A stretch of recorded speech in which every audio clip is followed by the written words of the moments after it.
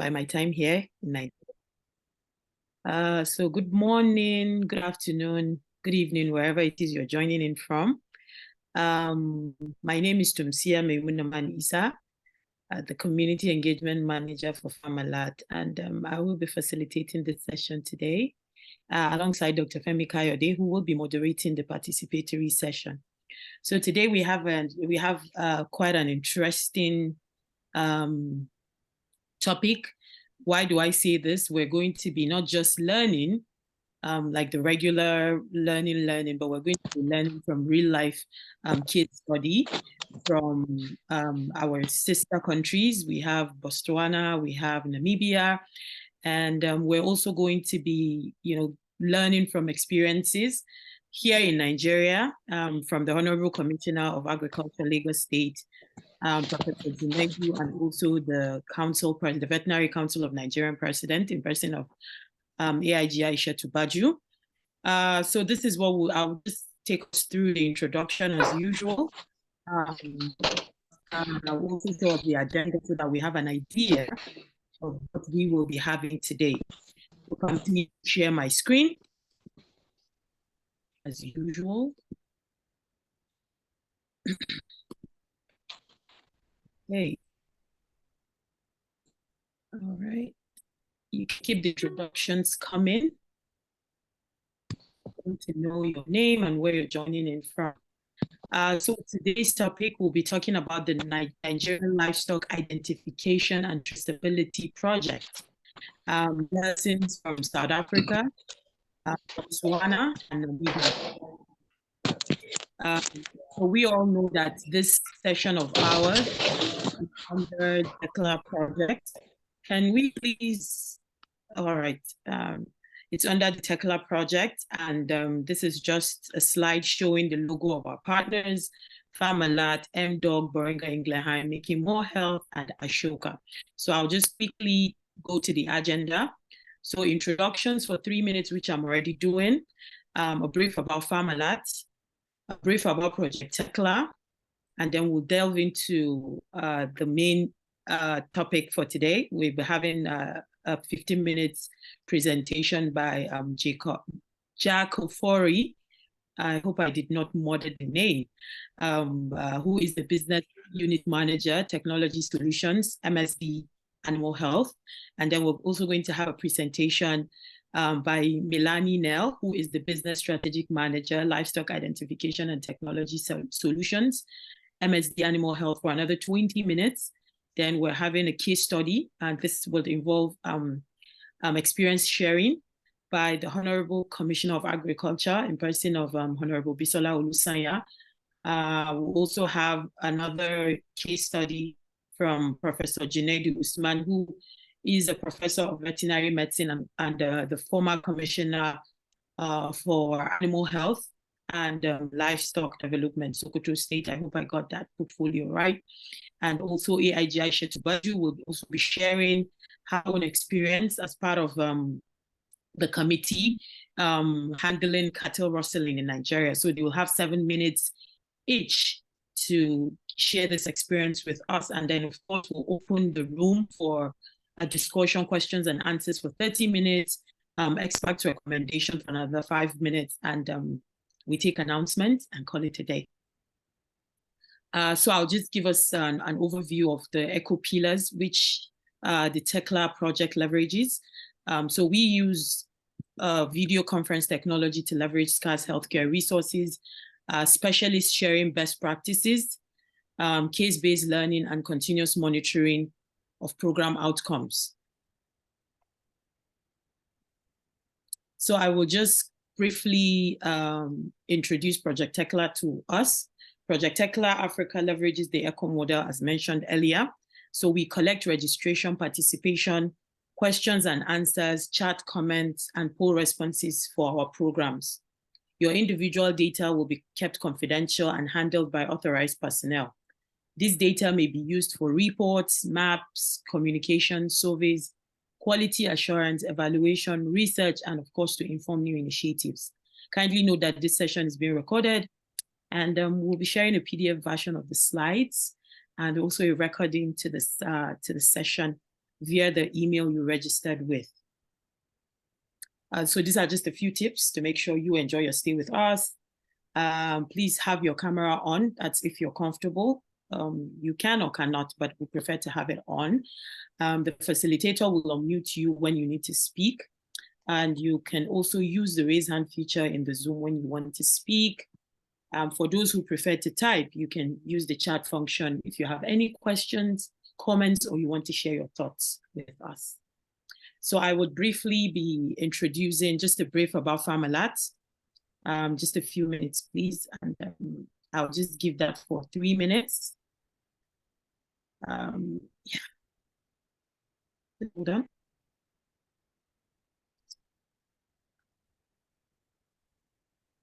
I will be doing that and also be giving a brief about Project Tekla.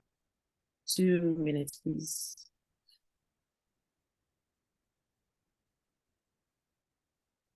Okay, I think I've got it here. I need to pull out the document.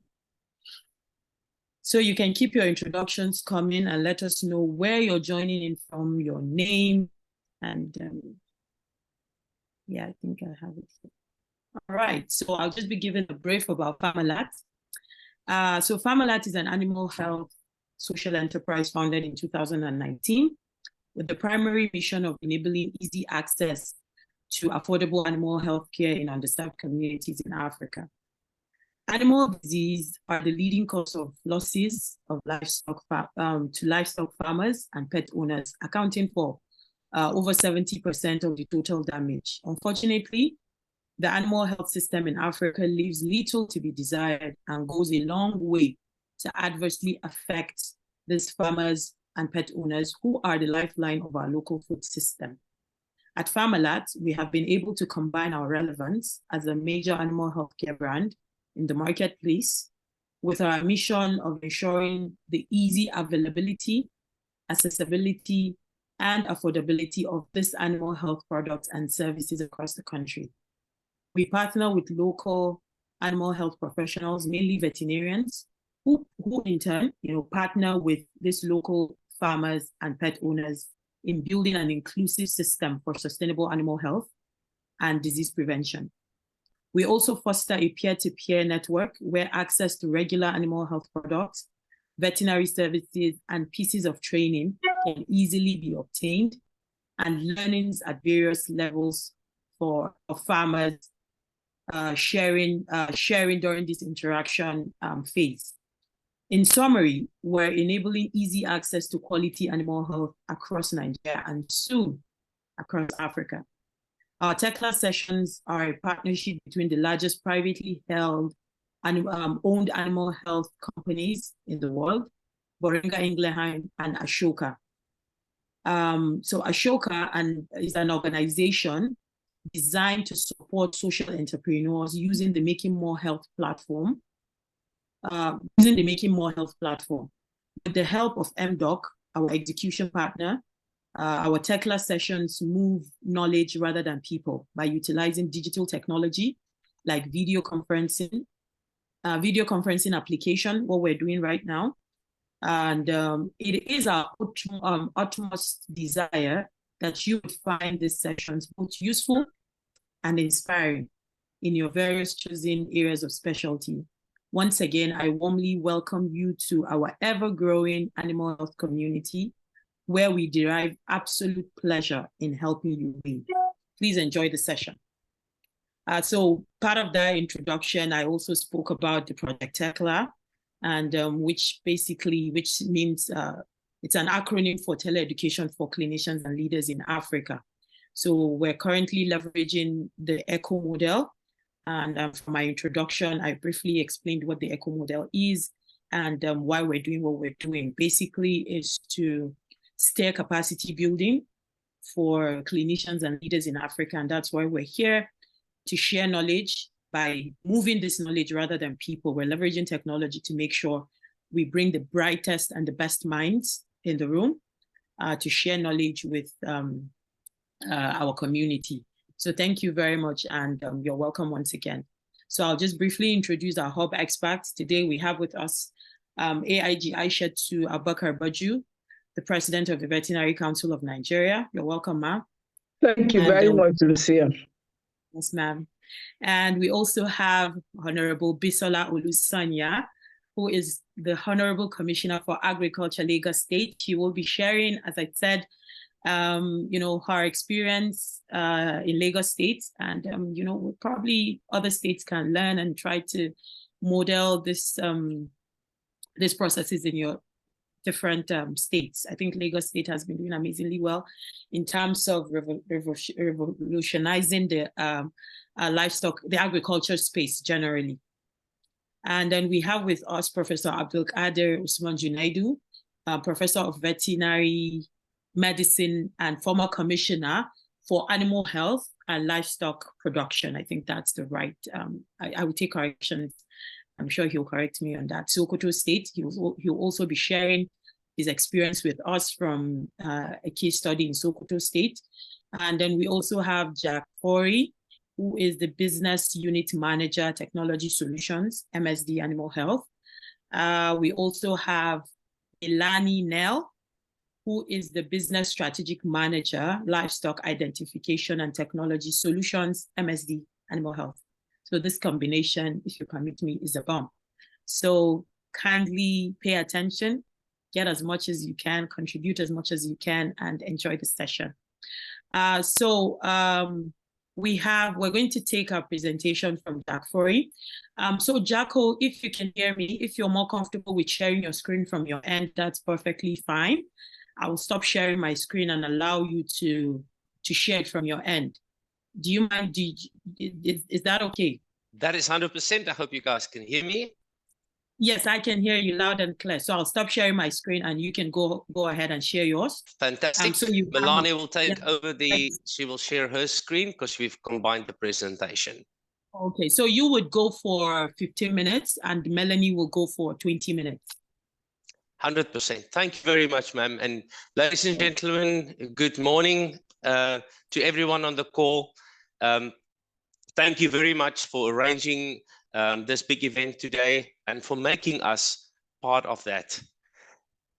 It's an honor to be part of this big initiative that you're putting together in Nigeria. And from our side, a warm welcome from South Africa, the beautiful sunny Cape Town. That is where we are based. And with me on the call today is also Mrs. Melanie Nell, and she'll be talking straight after me. I'm Jaco Forey, and I'm the Business Unit Director for Allflex in Sub-Sahara Africa. I will get to a little bit more into how we fit into the bigger MSD Animal Health. As I mentioned, Melanie Nell with me. She's the Business Strategic Manager for the Identification Portfolio.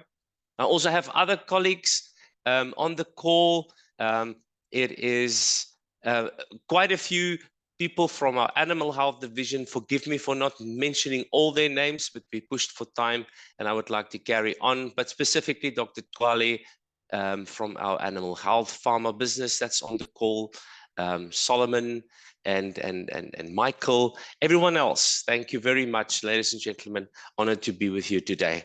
At Allflex, we bring together different types of livestock identification technologies. And this is the bigger part of our business. What's important to us is across the world, wherever we go, we always want to improve a few things.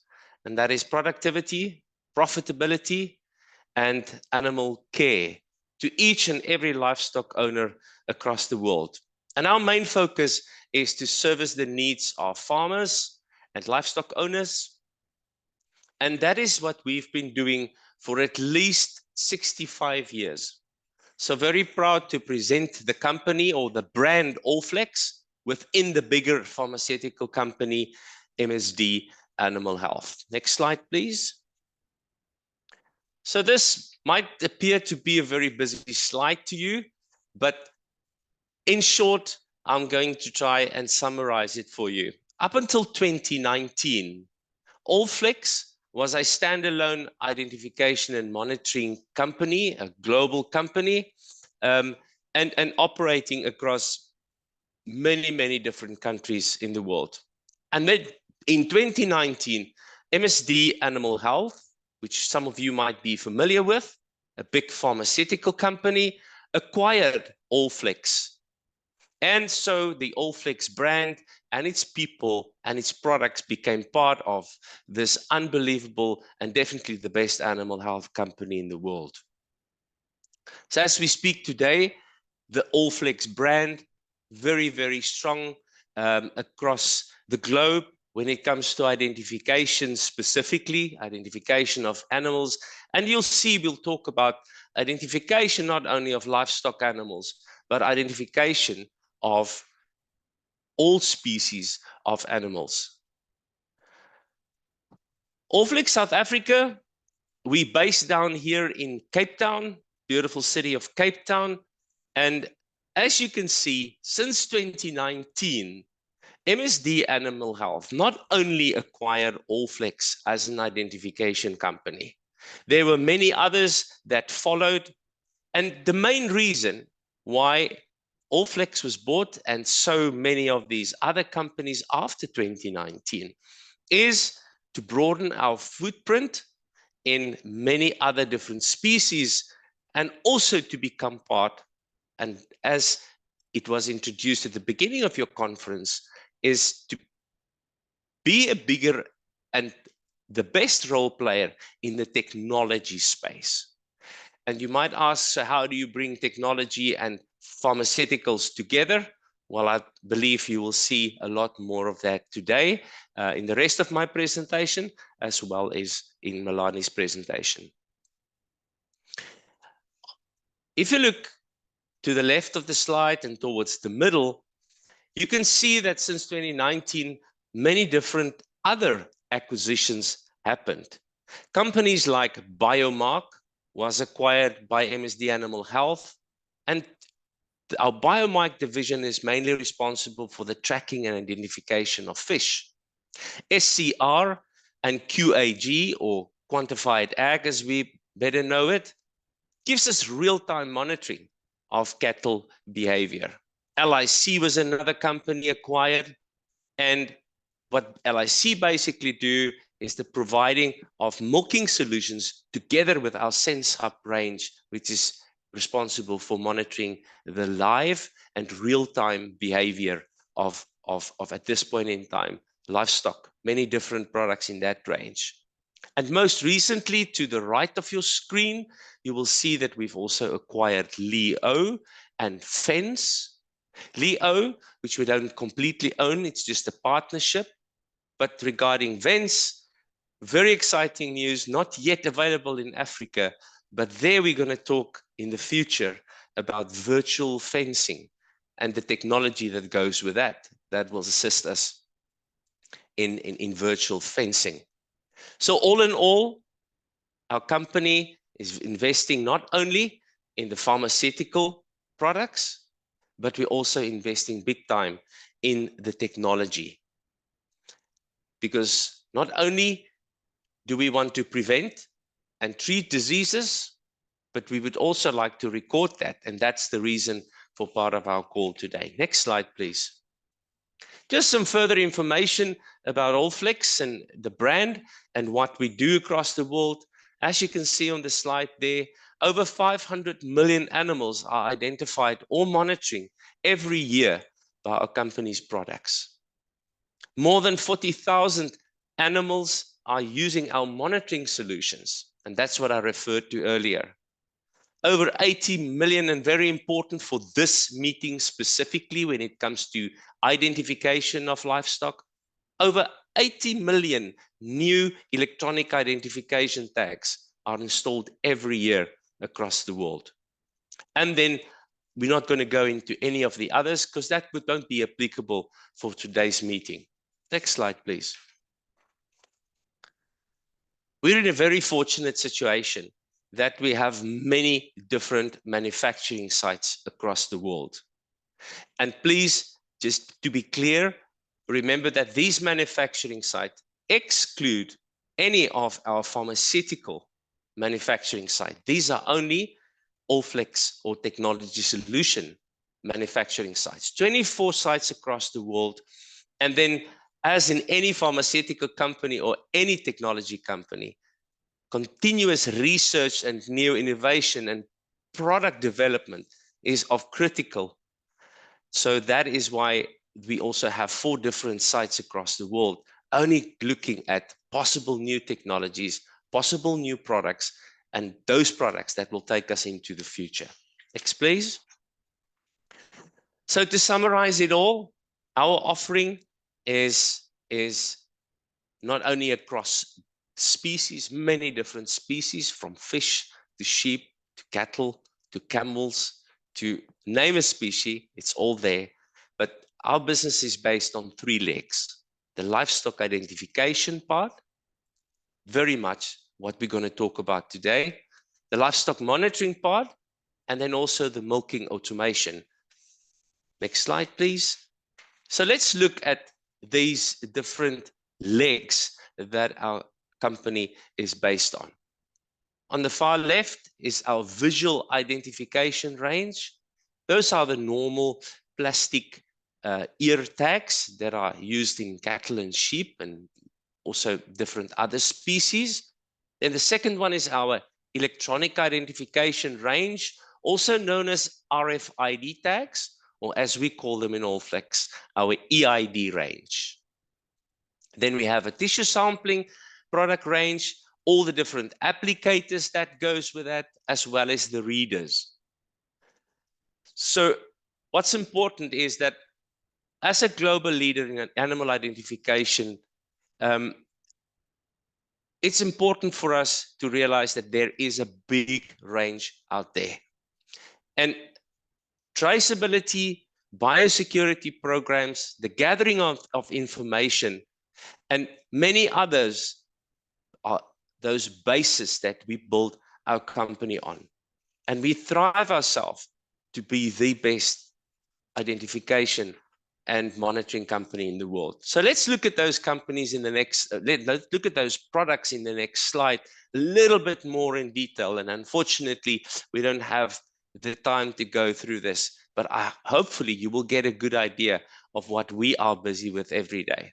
If you look at the visual identification, our visual identification solutions, there's a wide variety of tags available there with numerous colors and different printing options that you can put on it for the identification of different species. And this not only includes farm animals, it also includes zoos and wildlife animals, etc. And our visual tags, shapes, weights, and the different application processes are designed for each specific species, ensuring optimal application and retention results. Thank you. Slide. The second leg I'd like to cover, and I mentioned it earlier, is the electronic identification. Our electronic identification solutions based on RFID technology are designed for different species, again, for farm animals and others, as well as domestics and pets. Our solutions are matched to the specific needs of each specific species. And match sets of our RFID and or the visual products enable robust traceability systems across the world. And in Africa specifically, we will look at a specific case study of Namibia. What's important to mention also is that all our products in the identification space are ICAR approved. And what does that mean? It means that our products are tested under the right conditions and they comply with all requirements, including different weather situations across the world, the pitch points of those tags, the unique numbering that goes with that, the force that needs to be applied to apply these tags to the ear, all the ergonomics around that, the applicators are designed for that. The tags are designed around, very importantly, the safety of both the animal and the welfare of that animal, as well as the livestock owner. And throughout the world, we can be very proud to say that we have a retention of 98% and more that we achieve every day on all our identification tags. On to the next slide, you will see that we also have this different applicator range. And to the top right, or to the right of the screen, you will see the latest edition of one of those applicators that you will probably use in your country. It's called the UTT3S, and that forms part of the whole process of applying those tags, whether it's an identification tag, plastic, visual, or electronic. They all work with one applicator. Yes, there's a lot more in the range, but not for the purpose of this discussion that we will be using today. How am I looking on time? I'm just looking at the clock here. Great stuff. We're doing good. And then obviously, when we talk about electronic ear tags or EIDs, the RFID technology is very important to have these readers in place, because that tag on its own, the electronic tag, EID, doesn't mean a lot. Melanie will elaborate on that more. You'll need a reader to read that tag. But I don't think for the purpose of today's conversation, we will go into the EIDs. We will focus more on the visual identification tags and the different options that there are for Nigeria and for your needs. So thank you very much for allowing me to do the quick introduction of our company, a helicopter view of our products, and now Melanie will go into a little bit more detail. Thank you very much. All right, thank you so much. So now I got the name, it's Yako. That's correct, yes, ma'am. Right, Yako. All right, thank you so much for that helicopter insight. Thank you so much. So would give Melanie Nell another 20 minutes for her own presentation. Melanie, can you hear me? Yes, I can. All right, go ahead. You have 20 minutes. Thank you very much. Good afternoon, good morning, and good evening. I'll elaborate and do the case study as Yako mentioned. So if I can get the slides to work. If we look at traceability, what's the benefits of animal traceability?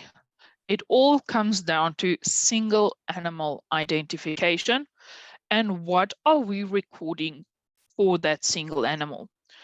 Location, the movement, disease containment or eradication to determine at-risk animals or the diseased animals.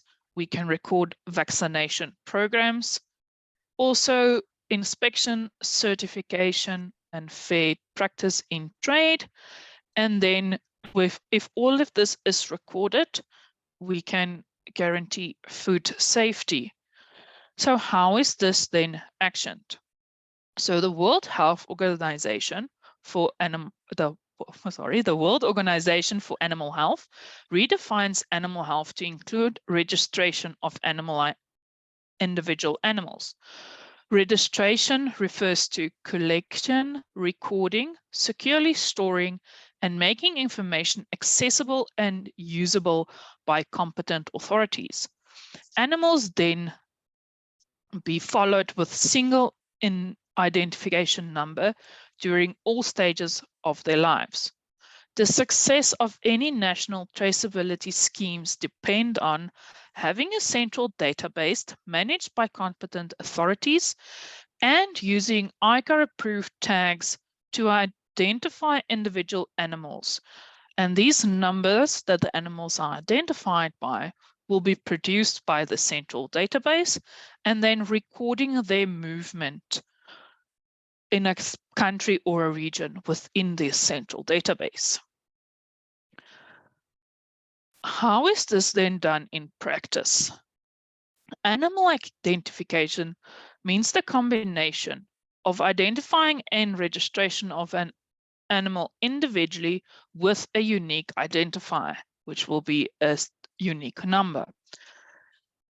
Animal identification systems means recording of information such as being able to identify the owner, movements and locations of these animals, other records of these individual animals, such as brand marks or branding.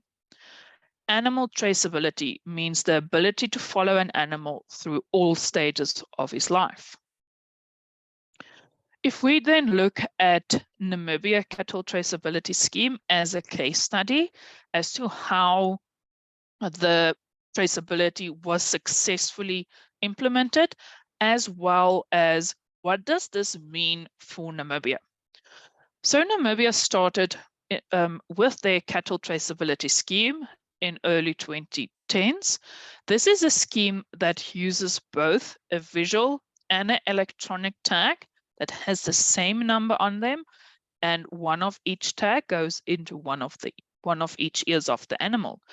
They are governed by legislation for both tagging and brand marking of cattle, and no sales or movement of cattle is allowed if they are not tagged and brand marked. And this include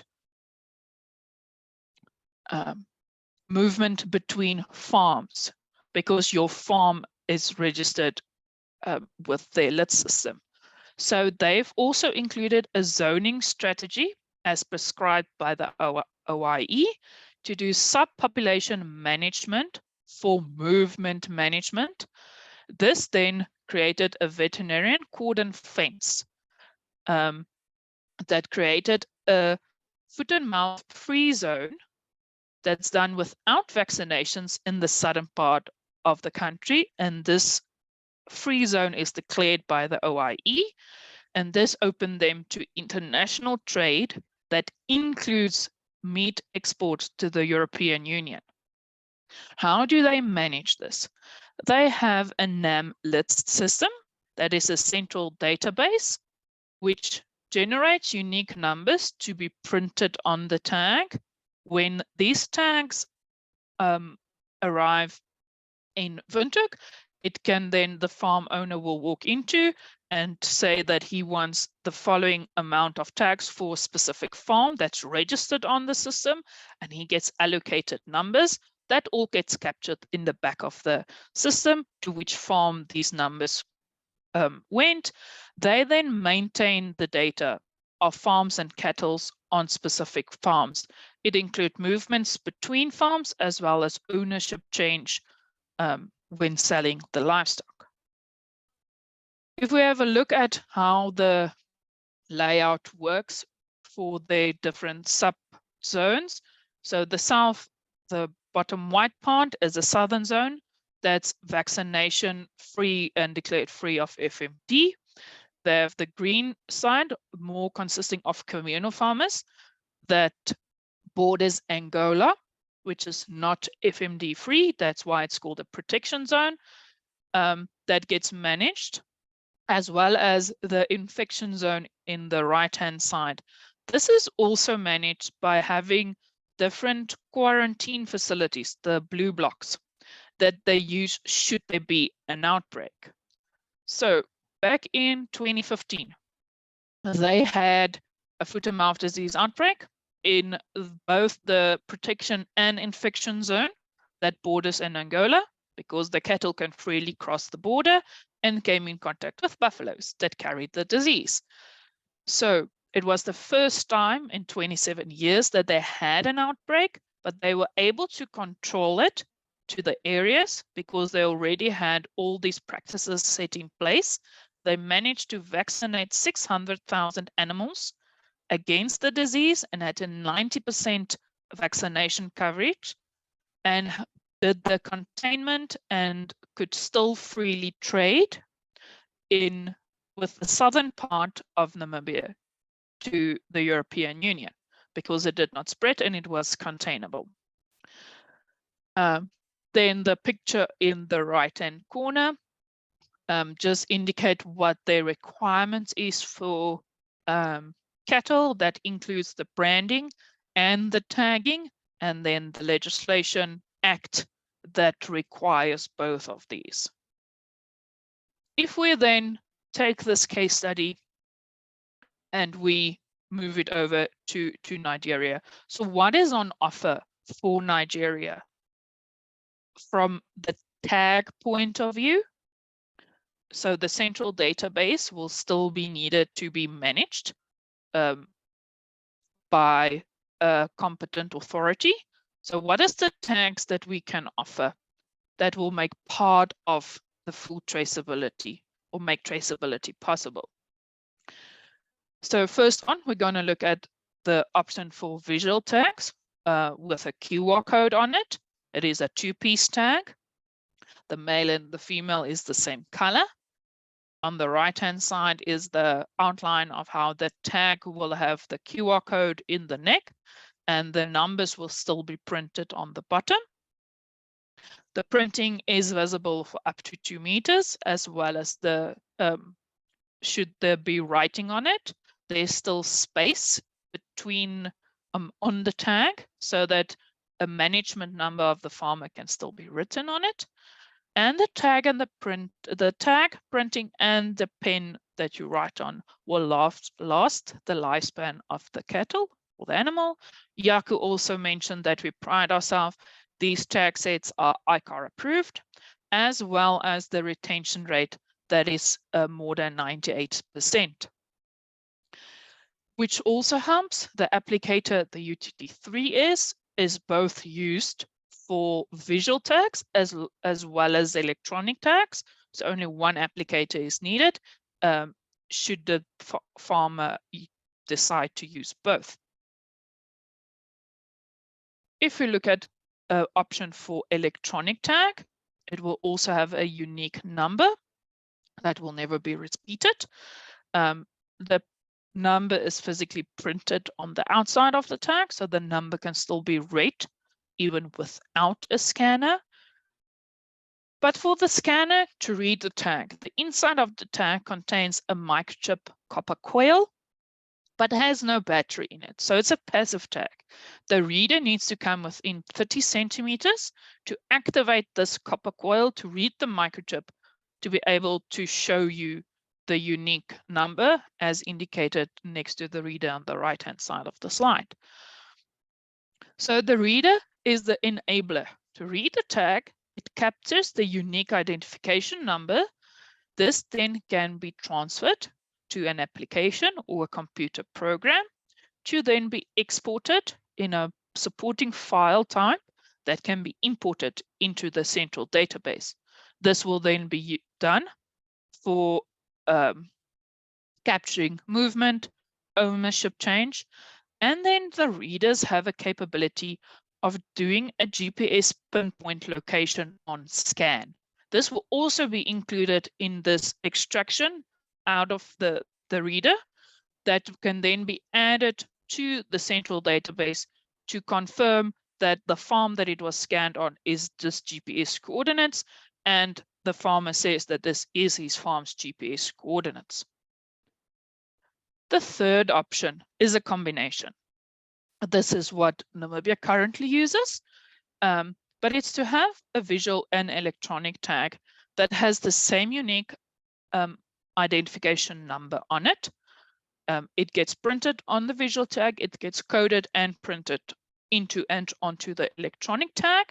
The benefit of this is should that one of the tags get lost, either get tears out, or it is one of there's multiple reasons why a tag can be lost, the cattle is still identifiable, and then a replacement tag can be put in. There's also 2 options to do this. It can be both of the tags sets be placed in one year, like the example in the right-hand corner, or a tag in each year. Management tags can still be used in conjunction with traceability tags, and then unique animal identifications number will never be repeated because it is ICAR approved, and that's also one of the requirements. And that is it from me. Jaco, is there anything that you would like to add? Yes, I would like to summarize that, if you don't mind, because there's still a few minutes left on this. And that is where we're standing today and the support we've been giving to many different countries in Africa and across the world. Very important to remember, if you'd like to implement a livestock identification and traceability scheme in any country or in any region of your country, there are a few pointers that I would like to summarize on. First of all, use a reputable company. Secondly, use tags that are ICAR approved. Specifically, if you like to export to European countries or anywhere else, that would be one of the minimum requirements, is to have an ICAR approved system and tags in your country. Secondly, the very basic entry level, which is very effective across the world, is by using a normal visual tag like that one, option 1 that Melanie has just explained. That can do the job just as well as the electronic identification tag as explained. So very important, we need to know as a company what your needs are. And according to that, there are many different products in that range that can be offered to a country like Nigeria and help you with whatever the purpose is of that traceability scheme that you'd like to implement in your country. I think, in short, that is how I'd like to summarize that. A few important pointers to take with you today, and obviously, when we need to go into more detail, we can continue these kind of conversations. We can share more insights into these case studies and see where exactly your needs are. And thank you very much for accommodating us today, and also to making us part of the rest of the program, to listen and to learn. Identification products across the world can be adjusted, and it can be made very specific for each country or each region or each purpose and even each species in a country. So take that into consideration while you're thinking about this, while you're processing all of this. So thank you very much from our side. We really appreciate you making us part of this, and we're looking forward to the rest of the program. Thank you.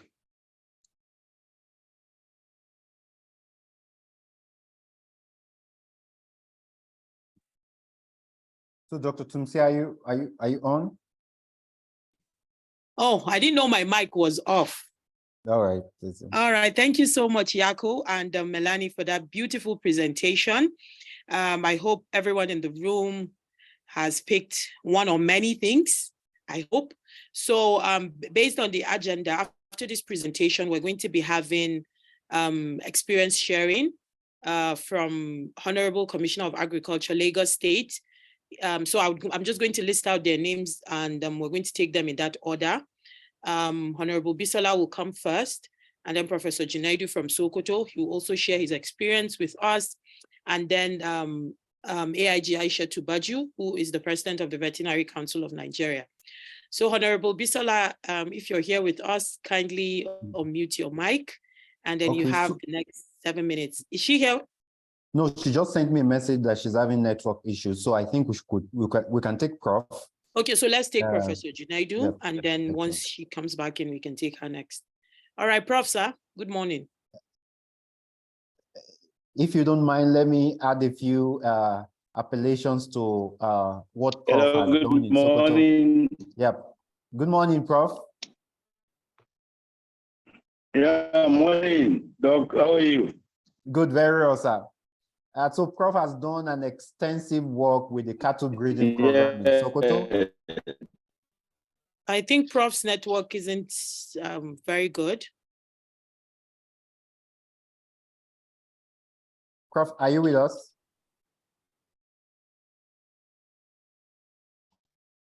Because if he's having issues with his network, maybe we can take Okay. the AI. Yeah. Okay, I think are you hearing me now? Yes, fantastic. Yes, we can hear you. Oh, you can hear me now? Yes, Prof. Yeah, thank you very much, Kaide. let me thank the presenters for a very interesting presentation. And also commend them for the efforts they are doing in identifying and tracing our animals through their modern technology. Incidentally, in Sokoto, we have our own local way of identification.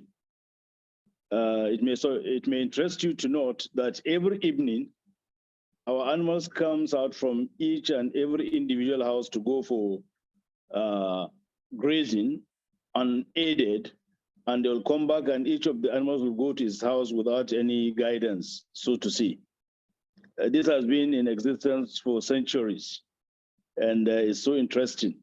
And they also have their own ways of identification through tattooing, through ear pressing, and some other local technologies like branding of the skin.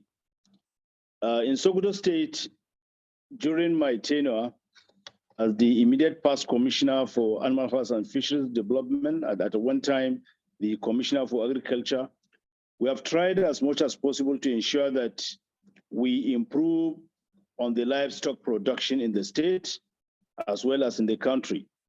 Suffice it to say, some of you were opportune to visit us and see the facilities we have established, as well as some of the programs we have done. One of the most prominent ones is the cattle breeding program, where we try to improve the genetic potentials of our own local breed of Sokoto Gudali, White Fulani, Raji, and even the Adama Gudali, with apology to my VCM president. We did that by ensuring that we have some components. Basically, these components include the live animals that we brought in from our friends in South Africa. That includes the Holstein, the Jersey, and the Brangus. These were crossbreed with our own local breeds after identifying 13 cluster farms. And each of the farms were given these animals to crossbreed with these local breeds of ours. And this has led to, as of now, over 500 new animals have been given birth to or have been calved. And there has been an improvement in milk as well as meat production. For instance, an animal that we used to produce 1 to 3 liters of milk of, say, Sokoto Udali, the crossbreed now produces between 10 to 30 liters of milk for a cow per milking. Similarly, the weight of our animals have increased from 150 kg, the maximum of 350. Now you can have an animal weighing between 500 to almost 1,000 kg. This has improved the meat production in the state and also the economic potentials of our people. Then we have the program of artificial insemination and embryo transfer. We established an embryo transfer and artificial insemination center where we keep our own semen that we purchased. This we do by establishing a liquid nitrogen plant that sustain this semen for a very long time, and is also put into commercial purpose. We do this by identifying the pastoralists that are interested in this artificial insemination and embryo transfer across our 23 local government areas. The essence is to ensure that since they cannot afford these live animals, it is important they also benefit as part of their own dividends of democracy. After going through the 23 local governments for mobilization, enlightenment, and education on what artificial insemination is all about, the pastoralists all keyed in. And the rush for artificial insemination was so much that we were unable to even contain it in the first instance. I'm glad to say that the products of this artificial insemination across the 23 local government in Sokoto State have started yielding results. Even across the streets of Sokoto, you will see many of these products being that has been produced through this program. This has improved the relationship between us and our pastoralists, so that most of these new programs are easily acceptable by them. And in order to contain the situation, we tried to make sure that we improve the capabilities of these cluster farmers as a pilot scheme by establishing a pasture development site with state-of-the-art equipment, agricultural equipment for farming. If you are there, you will see the type of equipment we have brought in. This is meant to ensure that we produce feed at subsidized rate for these cluster farms so that they can be able to enjoy the benefits of rearing these animals at a cheaper rate. This has also made some of the pastoralists to benefit from the excesses of the excess of the feed we have produced, so that we can test them, let them see how the animals will change. The intention is that by the time they get used to this, we should be in a position to establish pasture development sites across the 23 local government areas of this state in form of ranching. We have already identified 3 areas that we want to do a pilot across the 3 senatorial districts in the state. Now, apart from that, we ensured that the milk produced by these pastoralists and our cluster farms are utilized. Part of the facilities we give to our cluster farmers are milking facilities, including a standby generator, corrals for their animals, the milking machine, and other facilities needed. Most of these cluster farms are now producing milk in form of yogurt and selling it to members of the general public. Some of you might have tested it when they came to Sokoto. The essence is to improve not only on their farming activities, but also create more job opportunities for our teeming youth. Another one we did is that of on our own dairy plant. The excess milk produced by our cluster farms, they cannot be able to utilize, and by our pastoralists, we collect this milk, process it, and sell it. These facilities have the capacity of processing a minimum of 5,000 liters daily. So there is no milk that is being wasted. The further intention is to utilize this milk for a school feeding program for our pupils, thus improving the nutritional status of our young children. Now, this cannot be done successfully without proper facilities for medical or veterinary care for these animals. With this, we procured modern equipment for taking care of our animals. And this is located in our various veterinary clinics in the state, especially our major clinic in the state, where we have a 24-hour service we provide for our farmers. This has been supported by our veterinary doctors that are automatically employed after graduation. It may interest you to know that currently we have over 160 veterinary doctors working in the state, and we give salary scale from students that are in 400 level till when they finish. By the time they finish, they are automatically employed in our state service.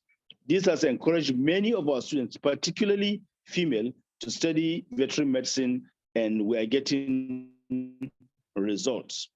Now, we know that one of the major challenges we have is the farmers' hardest clash.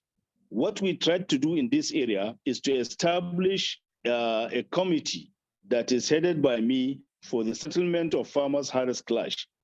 Apart from that, we identified our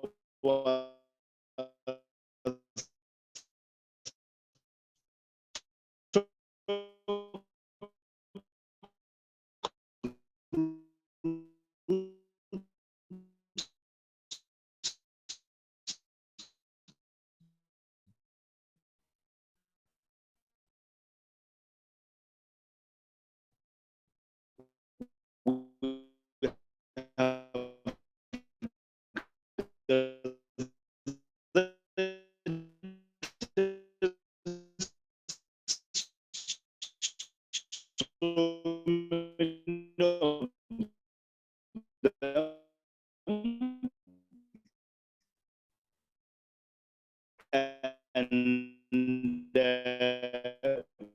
we also demarcated them each area that we go, sure that during the food relationship to normal and place, so the area in the, when you see this, the Lincoln, in all of them are in this business to adopt.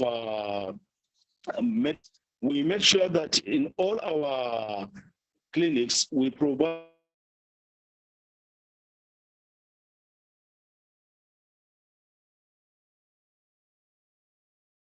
So I think Prof is having a bad network. Hello, Dr. Femi, can you hear me? You're muted. I can hear you. Okay, so maybe we'll go just ahead. yes. Is the commissioner back on? No, I advised her to use her phone to join, so she's trying to switch her network source. Okay. But maybe we'll just give Prof like a minute. Okay. If not, the president of the council is around. Okay. So we'll give Prof another maybe 30 seconds to 1 minute if when he joins back.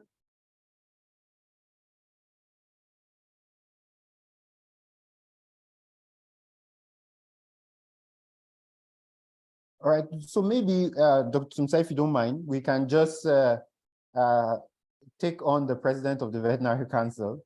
Yeah, I also think so. When he gets back, he probably would round up for another 2 minutes, and then we can take the commissioner once her network is sorted.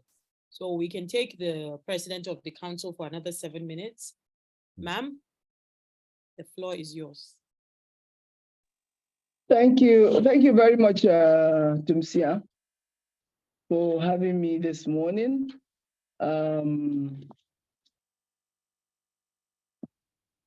I don't know those that have joined. First and foremost, I want to recognize the presence of our international partners who have made this day possible, and also Farm Alert, and all my senior colleagues, my junior colleagues, and my friends. Unfortunately, the Commissioner for Agriculture, former Commissioner for Agriculture, Professor Junaidu, we've just lost him, but I'm sure he'll come back, whom I call Sokoto Gudali. It is a great privilege, honestly, and pleasure to be here today for this program. Maybe I need to put on my video, if you don't mind. Exactly. Yes, I don't mind. I'm just looking tired, I suppose. As you're aware, I just came back yesterday, so I'm really looking tired. So as I said, it's a great privilege and honor for me to be here. First and foremost, today's program is a big relief for me and excitement. Relief because I can tell you that on the side of the force, and I also on the side of the vet, we'll be looking for this solution for so many, almost 8 years now. I think way back, or 9 years, way back in 2016, when we thought that this is one of the solutions that we should have to answer some of the problems that we are facing in this country. Excitement because I can see that the solution is just here in our doorstep. So with this, I want to say big congratulations and well done to Farm Alert for once again partnering with MSD. I'm so proud of you, Femi, once again for this one, because I know we talked before this time. And I believe MSD has made a very good choice. So I want to wish you well for this partnership with MSD. And today's event is like providing double solutions for me personally.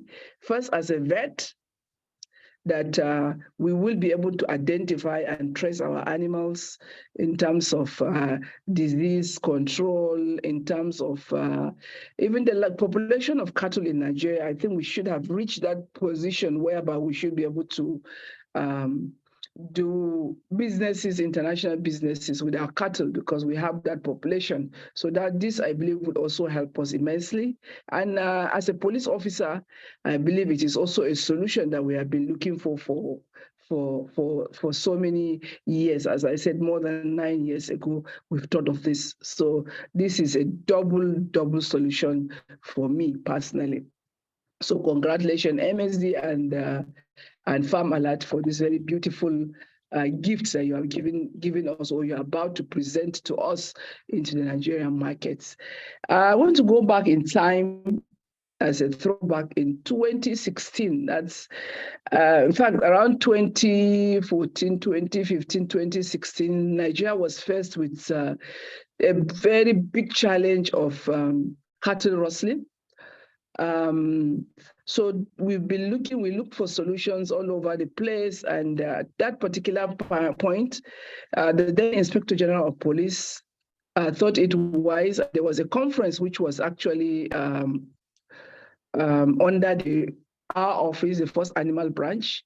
We called critical stakeholders. And at that time, there was a national conference that we had on this issue, on how do we actually curtail cattle rustling in Nigeria. So the IGP at that time formed a committee, which we call the IGP Committee on the Curtailment of Cattle Rustling in Nigeria. This is just with the aim of coming up with solutions to curtail cattle rustling in this country. And one of the possible solutions that we came up with at that conference was to have a means of animal identification and tracking of these animals.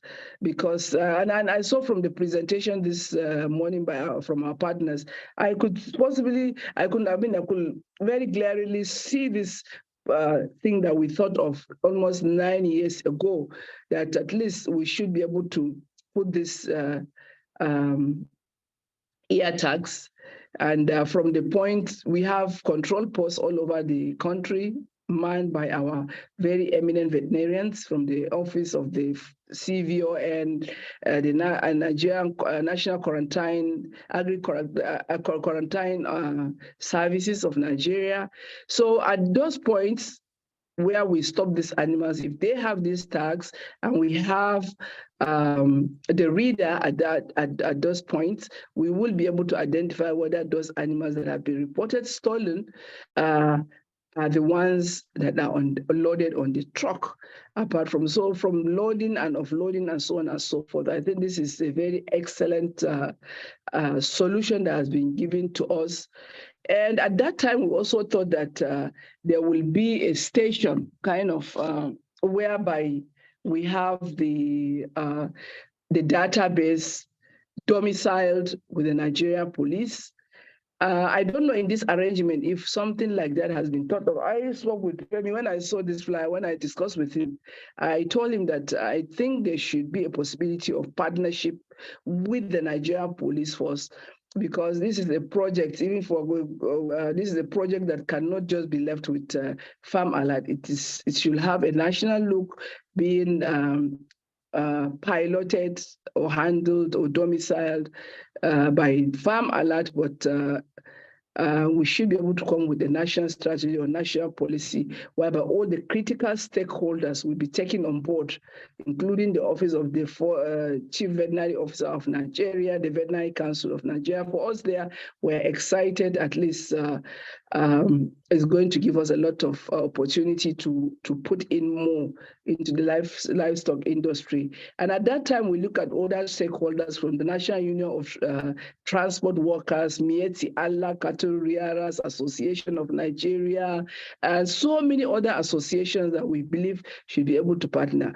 So I believe, and I want to call, not just believing, I want to call on MSD and Farm Alert to create another town hall whereby we will call all these critical stakeholders, the Nigerian police, the cattle, Mieti Allah, National Union of Road Transport, and other, the farmers themselves, so that we'll be able to interact and see how beautiful this solution is and how everybody will be taken on board, because it is not just about veterinarians alone. The critical stakeholders will be carried on board so that we'll be able to have this very beautiful solution being implemented, just like we're doing in South Africa. By the way, you said you are from Cape Town. Cape Town is a beautiful place. I was there once. It's really beautiful, and I know that South Africa, you're doing a lot of work. And at one point, I was also involved in a project in wildlife, where we did wildlife. Cattle, elephant telemetry collaring. I know it's a bit different. That one is just like a big collar on the neck. I don't know what's the difference with that. This one is an ear tag, whether those ones can also be used. I heard you talking about wildlife.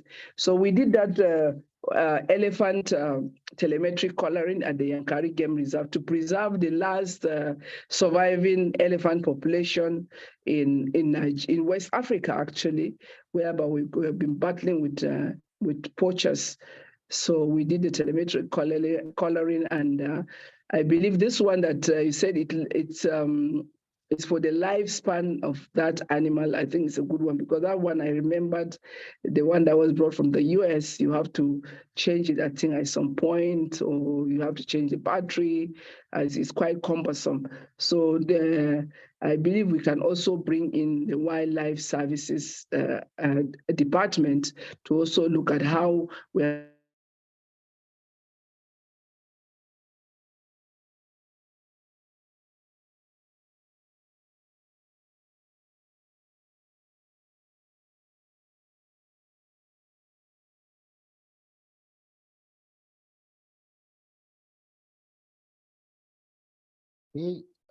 I'm sure we have the same issue. station, have a discussion.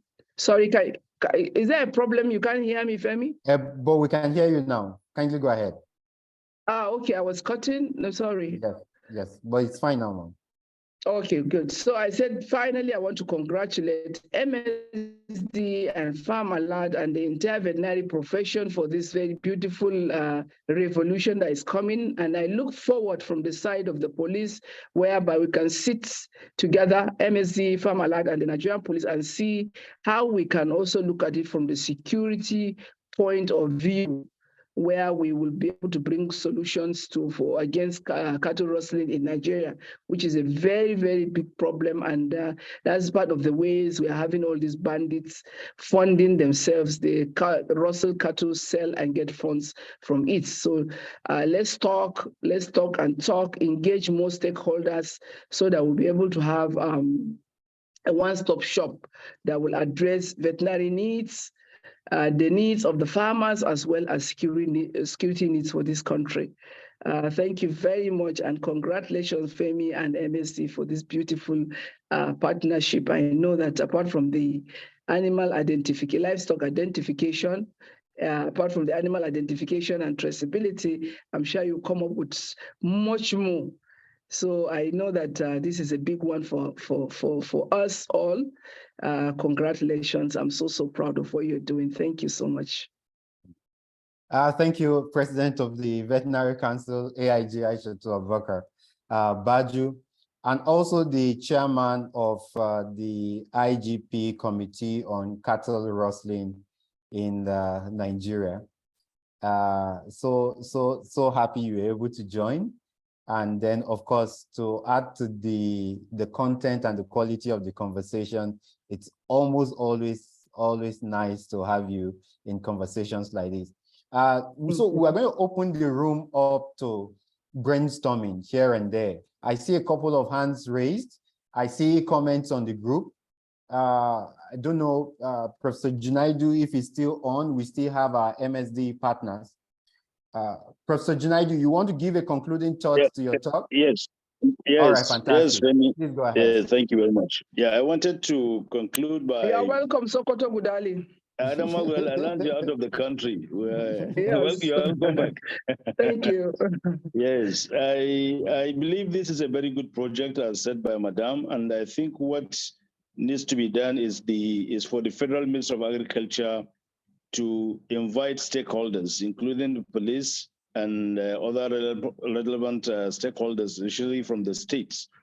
This has been long overdue because the only way we can be able to prevent theft or cattle rustling is through identifying your own animals, because somebody can steal your animal and claim it's his own because there is no source of identification.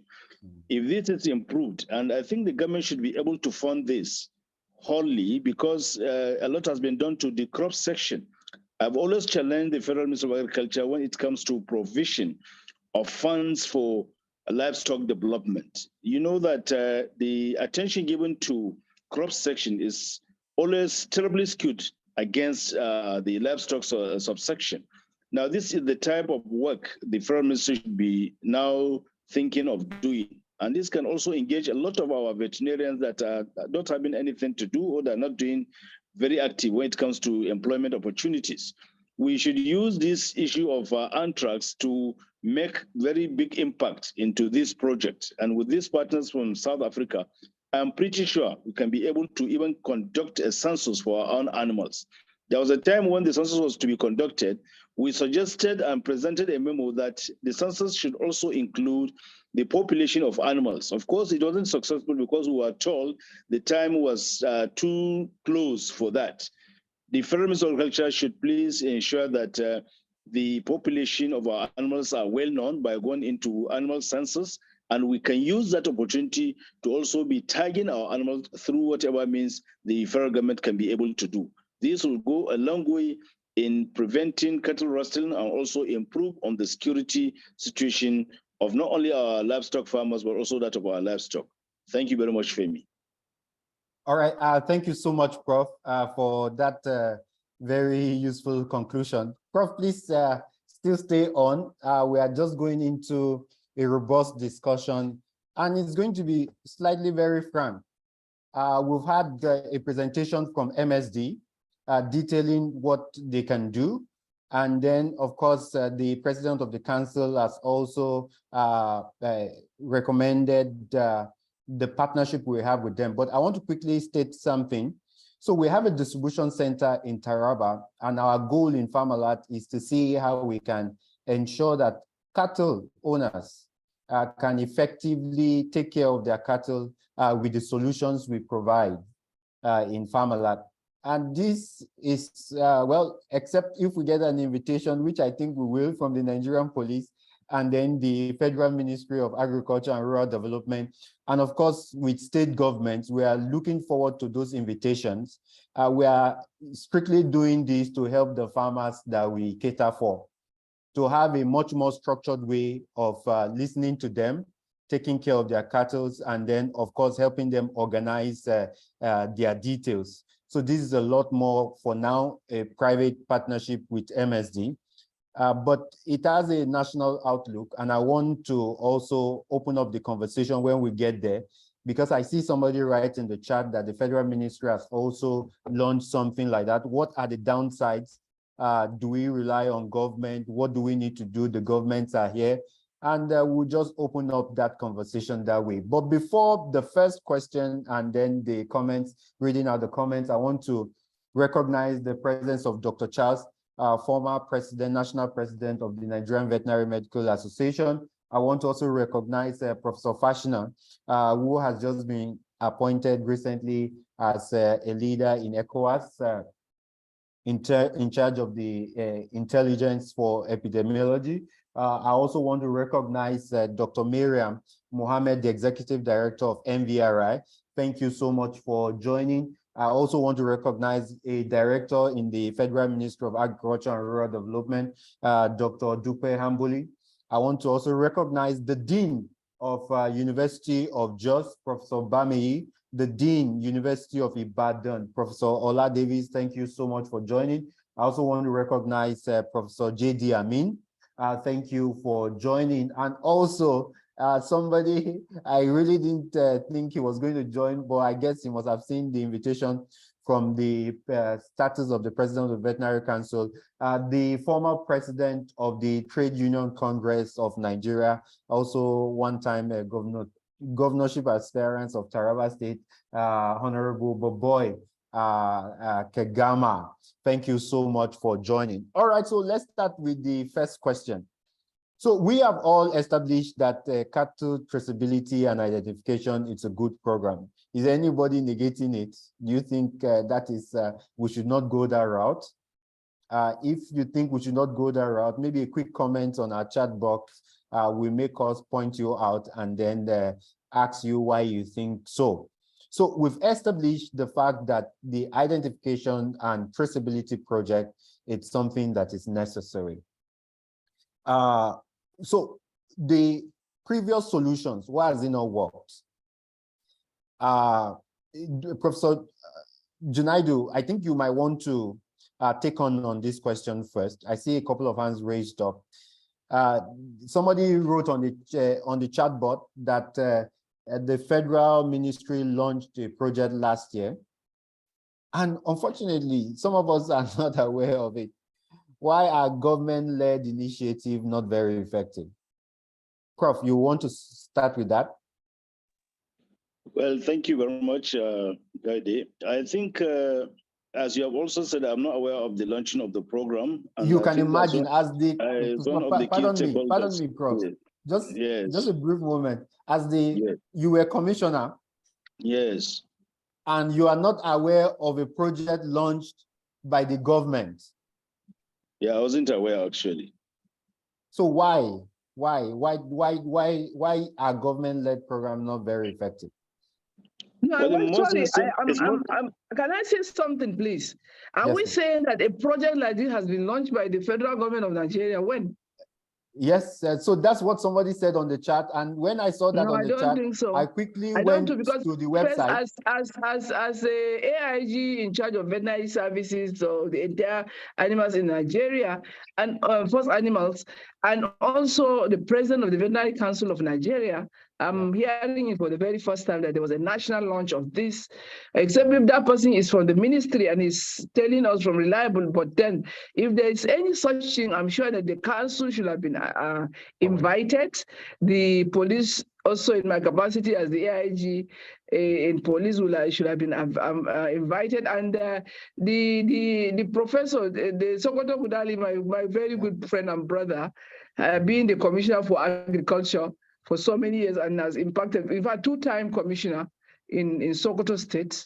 I will be shocked also here. He's not aware. I don't know whether that person really has his facts and figures, because this is a very huge national statement. If it was made, then we should have not been informed. All right, Prof, you want to make a comment regarding that? Yeah, as I've said, I wasn't aware of the launching of the program, and I don't think I've received any invitation to that effect. Well, about the government policies, you see, there are issues at times. There is this interrivalry between professions, which has been impacting in Iraq. Hello? Go ahead, Prof. Which has been impacting negatively in the development of livestock sector and other professional bodies as well. Similarly, there is a political will. At times, there are good policies being brought in by government, but when it comes to implementation, there is no political will. Many will be interested in rolling out very good programs, but putting people that can really do the job as at when due and effectively is a problem. You will find that, for instance, in the Federal Ministry of Agriculture, there are programs that are having some rivalry problems between maybe veterinarians and animal scientists and some other sectors. I think we need all to put our house in order. Like this program of trying to tag our animals, this can be a holistic one that will involve all stakeholders, including veterinarians, animal scientists, environmentalists, and several other people that are important in the program. What we need to do is to have the political will to implement programs that we have identified as beneficial to the country, and to put round pegs in the round hole so that the program can be well implemented, not putting your brother or your friend or your sister, and then avoid politicking in the appointment.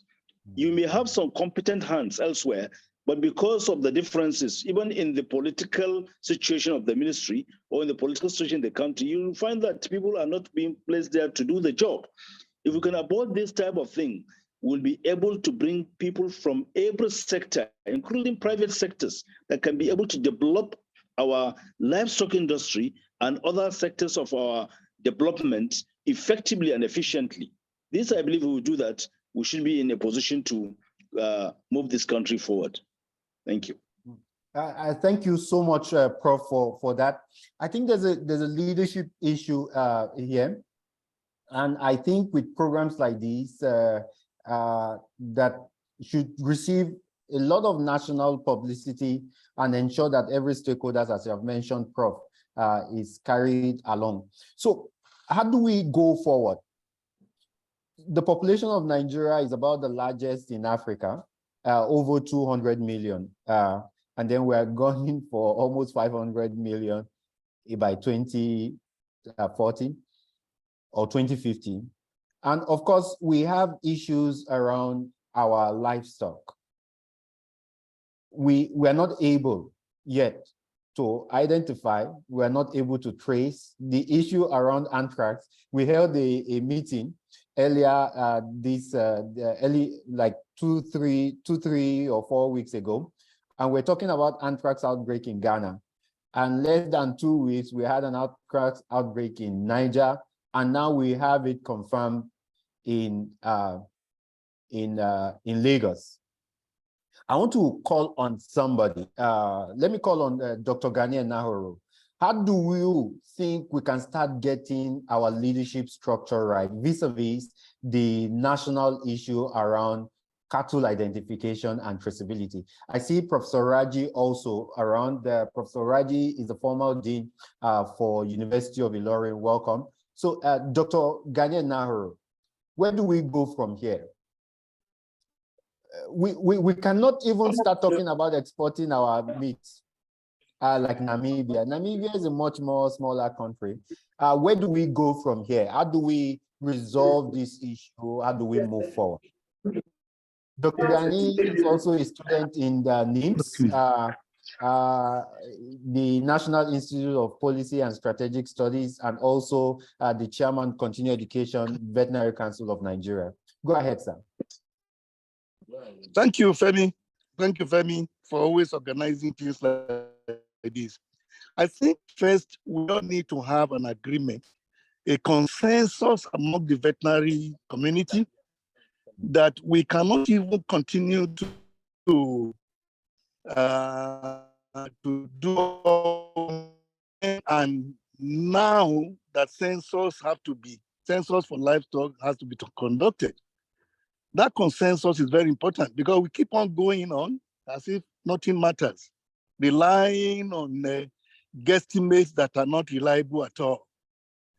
So that is number one. Then number two, our policy makers at the ministry level or recommenders need to be very emphatic about how disease control, even though we have our laws in place, cannot be effective when we don't even know those that we should apply those conditions for.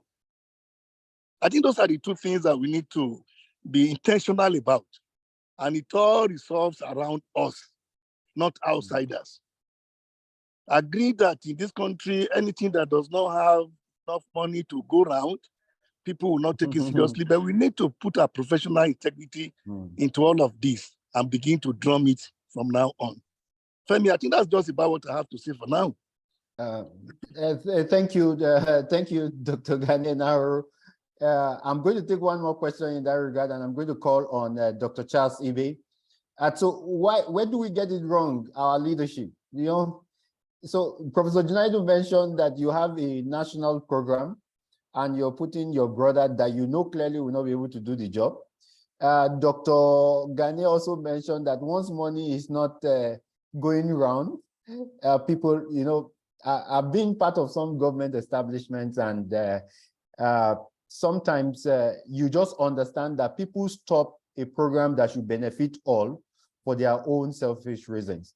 I want you to help us. So how do we go forward? How do we resolve this leadership issue? Then we will now go towards the tags, because the main reason for this is to, Farmalat is partnering with MSD to bring in these tags, and we're doing it strictly on a private level. we're doing it to help farmers that we are currently helping in our database, so that if their cattle get missing, we can tell them that, oh, this is how to go about it. We would love to key into the FMAT project. We would love to have state government reach out to us. But I told somebody we need to begin somewhere, right? So Dr. Charles, where do we start from getting our leadership right? Yeah, you from the baseline to the top, and not from the top to the baseline. I always speak and talk about these people from South Africa will tell you how effective and powerful the primary veterinary centers and what they call animal health primary centers are in South Africa. You should have a kind of structure that tapers you from down to up, whereby you have a broad base. And in between it is you have, we are talking about vaccination. Where are you vaccinating from? You are vaccinating from Abuja. And then the problem maybe is in Lagos. So if you really need to trace the movement of animal and identify animal when vis-a-vis the illegal movement of animal and vis-a-vis the illegal acquisition of animal, what we call castle wrestling. You need to tell the South Africans what castle wrestling means in Nigerian context is theft. Theft, so that they will be in their master plan cycle. But what I am advising in strict sense is that for you to master plan a very good animal identification vis-a-vis traceability, you need to cluster this animal. I will say it, you need to cluster this animal, and clustering means that you need to develop. So somebody is leaving Maiduguri coming to graze in Anambra. It's out of fashion. But if they have a place, you irrigate their grazing system, they won't move. They don't want to. And you see the suffering these people go through in the bush, and people are still leaving them. But if you give them a kind of landing pad, then you'll be able to organize them in a group and then identify their animal vis-a-vis all these things we are talking about. And for you to study what the government should be looking at, both I'm happy the AIG is here. What the government should be looking at is to look at our piece, legislative piece. Maybe the animal, if you read the Animal Diseases Act, you can acquire all these things through internal gazetting. You don't even need to go to parliament again. It has given you power to control disease. And then animal identification and traceability is another way of controlling disease, which we have seen today. So all you need is to bring out the gazette, and then the will, somebody is saying the political will. But I think part of our problem in this country is ignorance. And you can develop a will, unslackable will, if we're able to educate those in power, the political class, on how these things can benefit the country. If you don't have the power, the zeal and the energy and the strategy to be able to convince them, so you should have a convincing will. And once you convince them, they're human beings like me and you, they will cave. But if not, I am aware, and somebody has put in the chat board, the website you will go. Somebody hurriedly did animal identification program last year. Go to the website is there. The AIG does not know. Commissioner does not know. And I mean, the AIG will tell you he will tell you it didn't happen. But it happened though.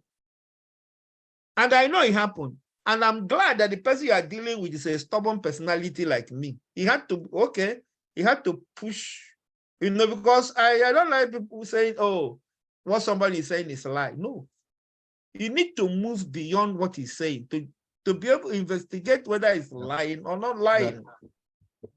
So go to the website is there. You can copy it and paste it so that put it on the share screen so that people will see the website and know whether the person is. Copy it and paste it. This is the way. Okay, no. So I've gone through the website. Yes. So if it's still okay, the same is that person lying? Let's move from one to two. Is he lying? Is he lying? Okay, so no, it He's was not launched. lying. There are evidences that it was launched. Yeah, so but the AIG does not know. The commissioner does not know. Who did they launch it to?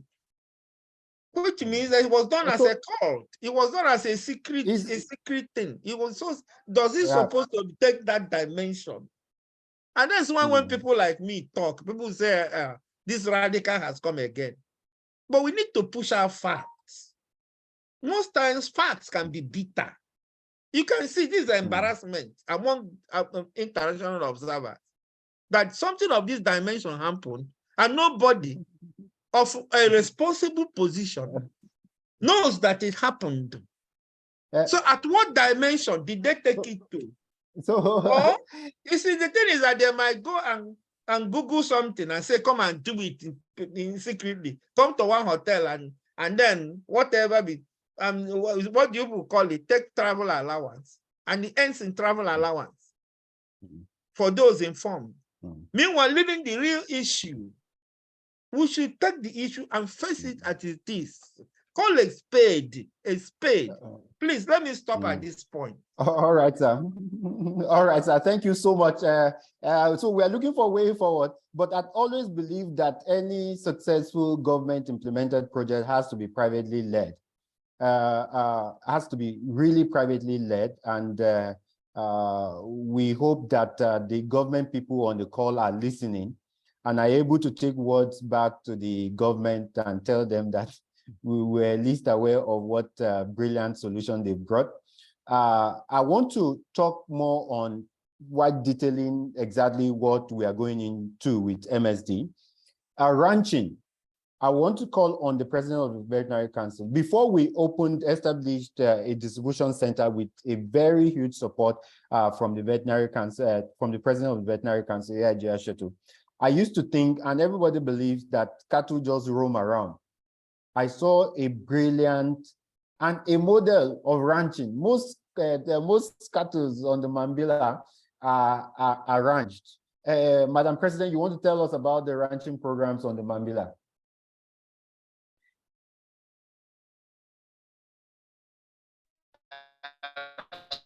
You know, I'm just looking at on YouTube where in 2022 the federal government unveiled national animal identification and trust.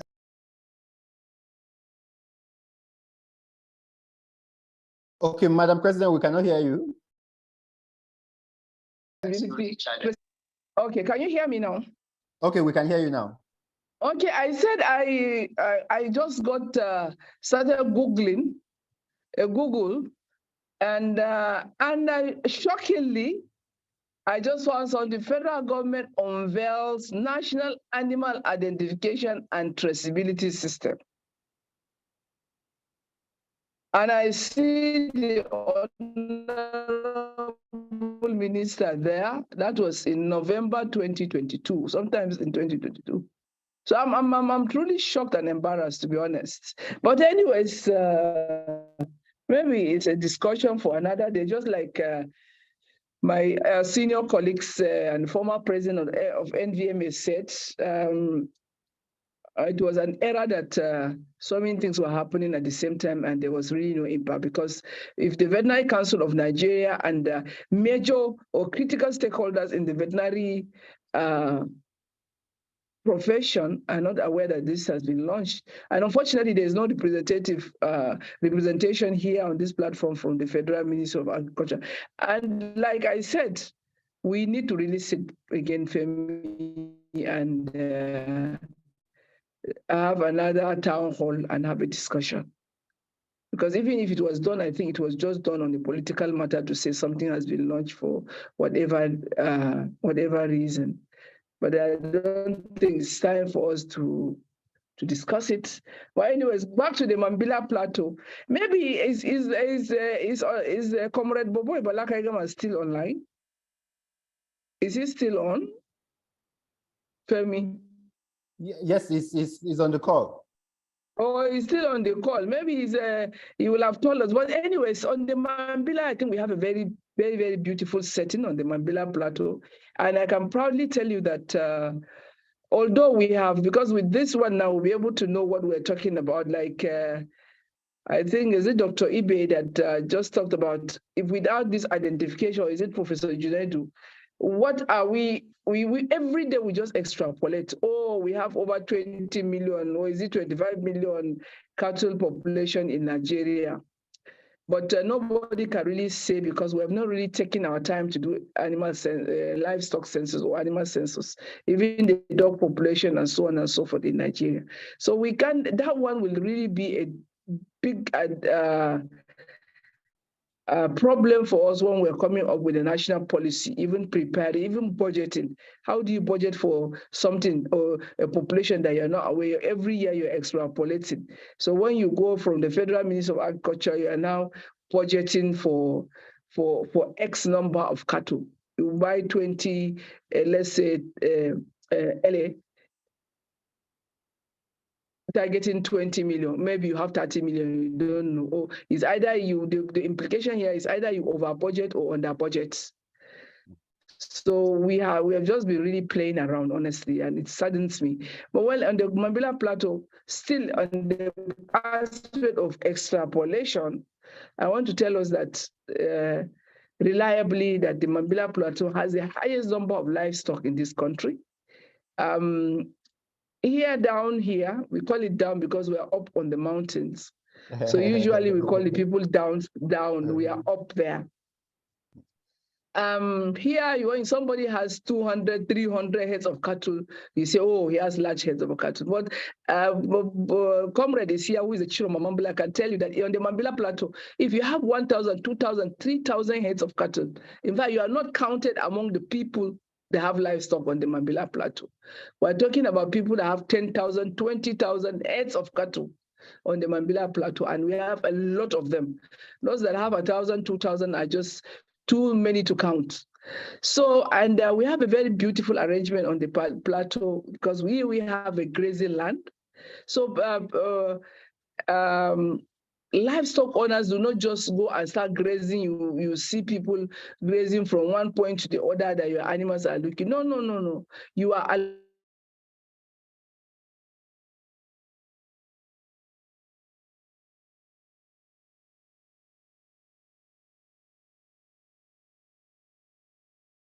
All right, I guess something is wrong with our network. Can you hear me? Okay, we can hear you now. Go ahead, man. Okay, I think I'm having a little challenge. All right, go so ahead. As I was saying, on the Mambila Plateau, we operate a grazing land program whereby every livestock owner, because people have large amount of quantity of livestock, you cannot carry 300, 1,000, 2,000, or 3,000, or 5,000, or 10,000 heads of cattle and start grazing them. In fact, you are going to take an entire village. So people are given grazing lands in thousands or hundreds of hectares of land. So you stay within your own territory. The land, the grazing land is big enough or is large enough for your animals to graze. And now we are also introducing, a lot of our farmers are coming up with planting of pasture farming. So they have brought a lot of seeds like bracharia and so on and so forth to plant on their grazing land. So over there, honestly, we hardly really see this cattle farmer crisis really coming up, but sometimes it's just being instigated by some of these politicians, to be honest. Otherwise, the arrangement we have on the plateau does not really warrant or bring about cattle farmer crisis, because you stay within your own farm grazing land that is being allocated, and the lifespan of that grazing land is when your cattle finish, then the government takes over that grazing land and now allocate it to another person. So that's what happens on the plateau. And I'm sure I shared that link with Boboy Balaka Gaigama, the Chiroma Mambile, because he's been so excited on this cattle identification and traceability, and is really looking forward from this Gainacos, we call them, as the people that that help you to tend your cattle. Animals are missing, they change them, they sell them off, they lie about them dying, and so on and so forth. So with this cattle tagging traceability, we're just doing normal cattle, we're just doing normal cattle ear tagging. So this one is a welcome development, and it's going to really add value to what we are doing on the Mambila Plateau. But I think the Mambila Plateau is something that should be looked at and be studied. All the countries, even the US, started with nomads, but today they have gone into ranching. There's no way we can run away from it. The Fulani livestock owners are part of Nigeria. They are Nigerians. You don't have to be like on the Mambila, a lot of us are having cattle. We are not Fulani. You don't have to be a Fulani man to own cattle. So we have to just sit on the table and talk about ranching, whether some people want to talk about ranching or don't want ranching. Livestock is part of Nigerian economy, is part of our Nigerian culture, and the Fulanis also themselves are also part of this country. So we really need to sit down and see how we can carve way and copy from these people that are doing a wonderful job. Thank you, Femi. Thank you, Madam President. To also tell you that we are starting off this project. We're bringing in the tags in another 2-3 weeks, tags from MSD, ICA approved with QR codes. Just to let you know that we are beginning from the Mambila. We have over 200 farmers registered under our distribution system. I'm sure Balaka is excited. Yep. So as I said, this is solely privately driven, but we are open to ensuring that the governments can peek through this and also learn from our privately driven endeavor to help cattle farmers on the Mambila, where our distribution centers is, and then of course across the country to see how we can move this forward. Professor Fashina, I want you to add your voice to this conversation. How do we move? So first of all, we're not talking about exporting. I'm not sure if any country, Professor Fashina, if you can please kindly make him a co-host, fantastic. We're not talking about exporting yet. I don't know how many years it will take Nigerians to for us to get our livestock sector in order to start exporting. But the basic thing is to even start with the visual tags. The visual tags that we have currently are imported mostly from China. And for the last 6 months, I've bought over 1,000 cattle tags from China, right? And those cattle tags have just numbers. Those numbers are not attached to anything. They are only attached to the farmers. So the innovation Farmalat is bringing in specifically is to have those cattle tags, more ICA approved cattle tags, but also that those cattle tags have QR codes or barcodes, where if you buy any of those cattle with those cattle tags, we can confidently tell you that this is the farmer that owns the cattle and this is where it's from. Even though if that is just the basic thing that we could use to drive the economics of those farmers that we're taking care of. Don't forget, it's privately driven, no government attached, and has a business undertone, of course. But to assist the farmers that we're caring for. What do you think? I want you to add your voice to this conversation, and sitting on the ECOWAS chair, how do we move this forward and how do we get this right as a country?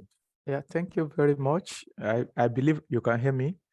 Yes, we can hear you, Prof. Yes, what the topic of discussion for today is very apt because it does not only benefit the livestock industry, it can even benefit the researcher. And I will give you an example.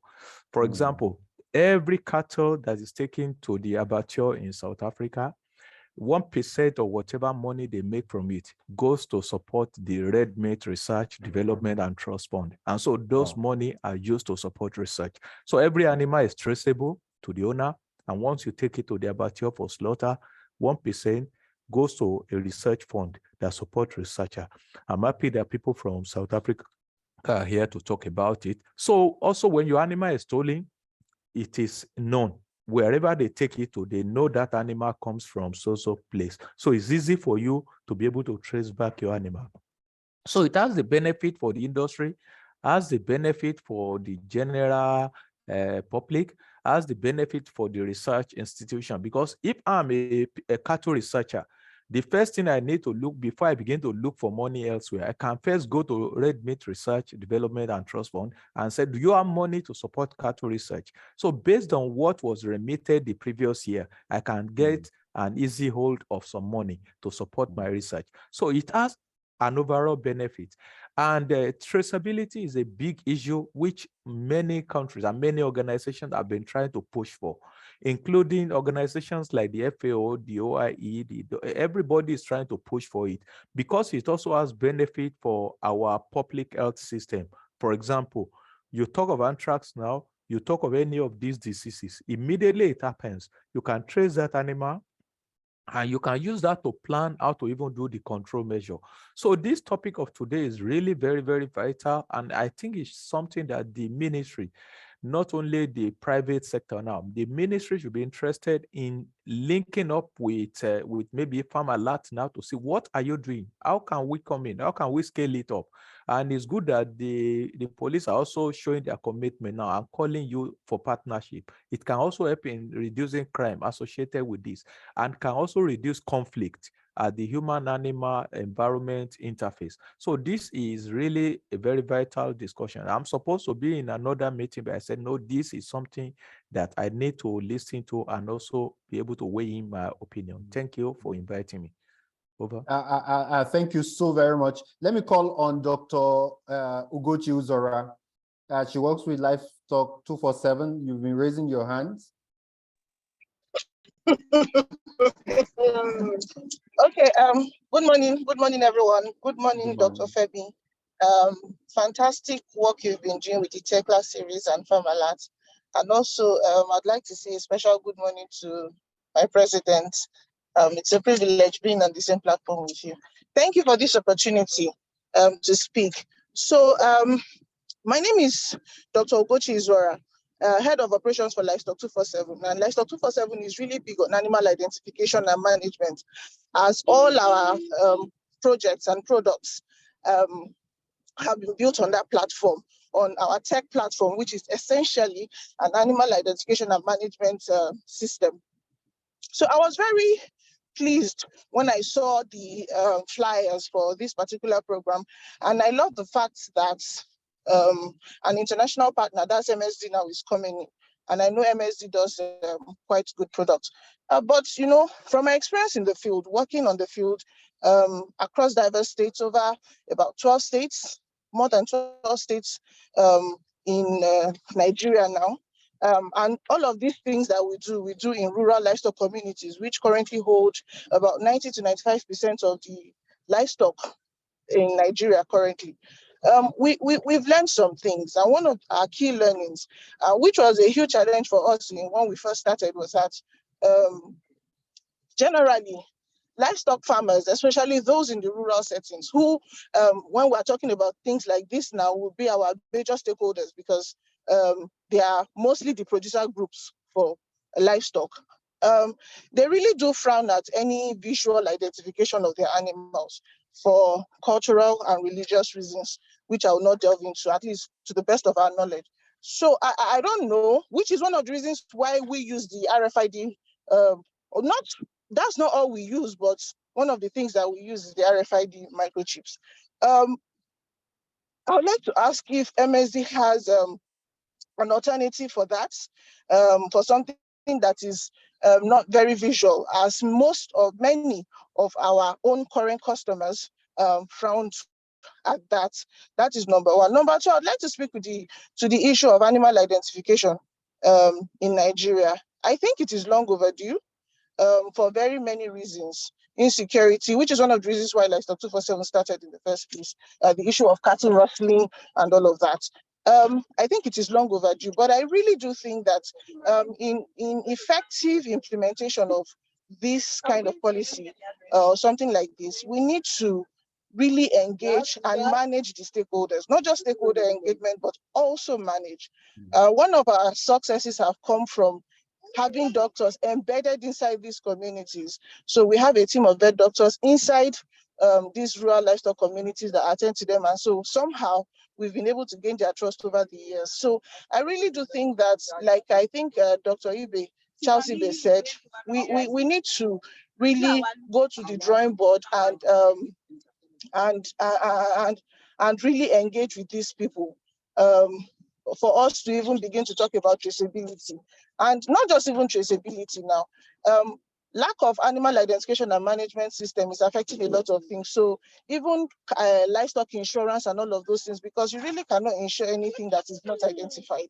So there's a whole lot of conversations to be had around this particular topic.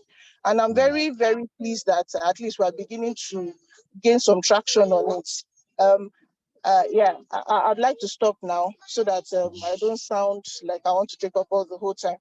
Thank you very much for your time. Thank you, Dr. Uzora. I think you asked MSD a question. I'm going to give her the opportunity, that's Melanie, to talk about their embedded RFID, maybe microchips on cattle. But you know, the cultural issue is also an issue, and I want somebody to talk about that. But before I call on the MSD and then somebody to talk about around the cultural issue, let me allow Dr. Ademola, you've been raising your hands. Can you quickly say something, Dr. Adebayo? I have like 8 minutes to wrap this up, and I'll wrap it up in 8 minutes and then hand over the table to our hub experts to summarize. But let's quickly get your opinion. Dr. Ademola,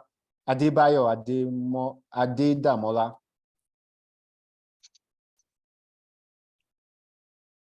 Quickly. Dr. Idris said Namibia is exporting, but it took them almost 2 decades. Right, exactly. So we need to start with a step, and that step can just be the identification that we're talking about. Okay, Dr. Adebayo, I'm asking you to unmute yourself. Can you? Hello. All right, we can hear you. Go ahead, quickly. Good morning, everyone. I'm Dr. Adebayo Awuyele. It's been a very lovely time hearing senior colleagues, the president, and even the professors and the practitioners. This has been very a lovely time listening to everyone, and it looks as if we are beginning to embrace technology as part of our practice in production and also as veterinarians. But I would like to ask this question. Is there a connection between what we are doing at the farm side to the market? And what I mean is this: if the market is not connected to the farms, and what I mean by the market is the abattoirs that are scattered around the country, the abattoirs in Ibadan, the abattoirs in Lagos, in South-South, in Southeast. If they are not connected to this database, it's going to be difficult to move the herders, the farmers in that direction. And one thing I've discovered in my practices, when practices on farm does not have effects on acceptability metrics or standards in the market, you see that practices on the farm naturally will fizzle out because it does not directly impact on marketability and the profit. And I cite a practical example. If Lagos makes a law to say all animals that will be slaughtered in an abattoir, or your state makes that same law, Port Harcourt makes that same law, it will have a positive ripple effect on the farmers and the herders, because they know if my animal is not traceable, it's not tagged, I am not likely going to be able to sell to someone who will sell these animals in an abattoir in Lagos or anywhere in the country. So I want to ask, is there a connection between what we are talking about now and probably the market, the guy that is going to buy the animal in Port Harcourt or Bayelsa or your state or Lagos? That's my question, please.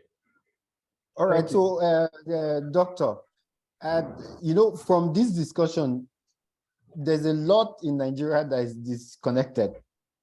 One of the big visions for Farmalot is to unify, right? What we do, we want to unify the distribution system. We want to unify the various stakeholders that are disconnected. And how that will work now, it's not something that we can figure out alone. Although I will give other people the permission to make comments. If you want to add your word to this, but it will still take a while. The first step we are taking in Farmalot by bringing together this program is to say, all right, there's somewhere to start from. And that place to start from might just be the visual identification of this cattle, but not just the normal tags that are out there. If you're buying tags, the tags that are out there don't have barcodes, don't have QR codes. They are tags imported from China with just numbers. So how do we upgrade that sales or that level, just that basic level of having normal tags imported from China to tags that can be traced to the owner?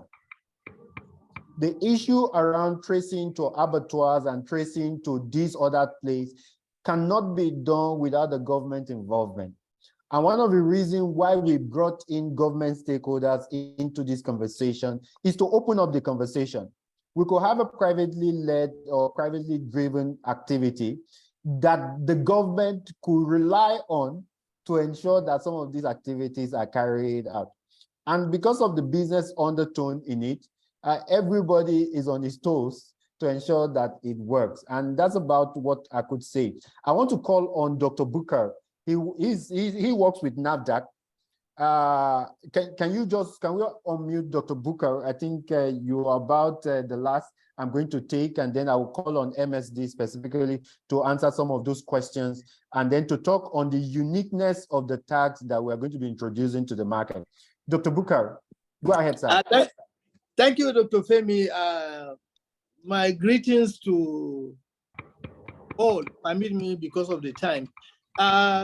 You see, most of all these developed countries or developing countries that are succeeding, as I keep on saying, we need to develop, one as a practitioner, as a professional, or as someone that is on farm, we need to develop that our culture of making sure that we put pen to paper of every step of what we do.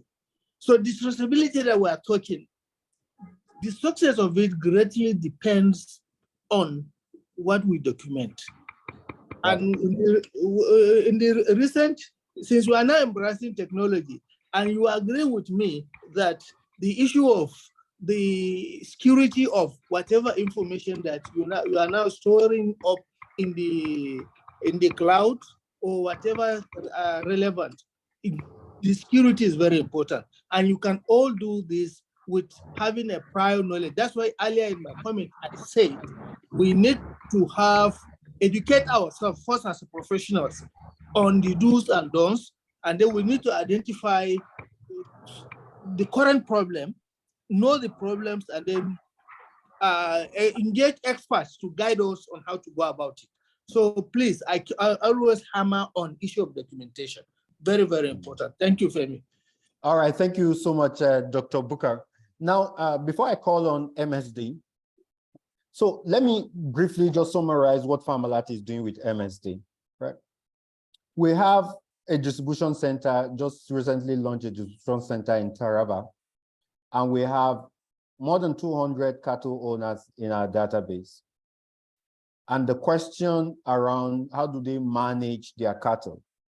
And one day we got a request to tag all the cattle of a particular ranch, and they brought those tags to me. We bought those tags and we saw that they were all numbered.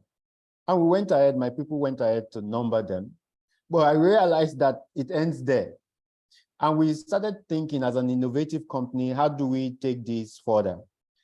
How do the tags that we sell is attached to a particular cattle and also attached to the farmer in such a way that we can provide information around the cattle should the case arise.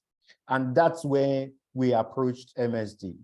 Fortunately for us, they will have one of the best tags in the whole world, and have been part of several traceability projects across the whole globe in regards to this.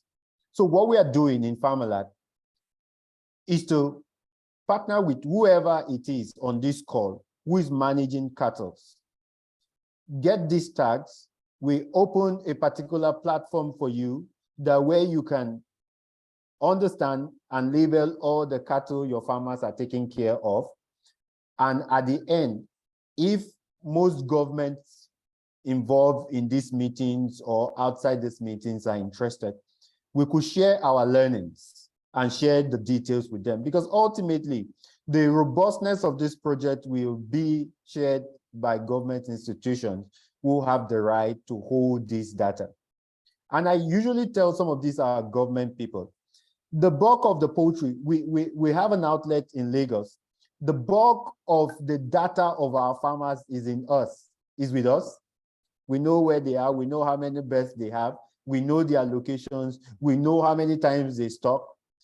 And until governments start partnering effectively with private institutions who are on their own having access to this data, then we might not take a significant step forward. I want to ask Melanie or Jack or whoever it is to come in, and then of course state. Somebody has said people sometimes are concerned about the visual tags. Are there other alternative to visual tags? Absolutely, Dr. Femi, thank you. I'll come in there on the issue of an alternative because of religion or agricultural reasons why they don't want a visual tag in the ear. And someone earlier on the call referred to the electronic identification tag, the RFID tags, which is a much smaller tag, but it's still visual in the animal's ear. So there's two things I want to point out here. The very first thing is, out of my experience within a bigger international company, that request is not unique. And we respect, as a company, those kind of arguments or debates around the visual, physical, what you can see on my animal. We respect that. But at the same time, I would like to put it on this forum, and that is that microchipping around the world.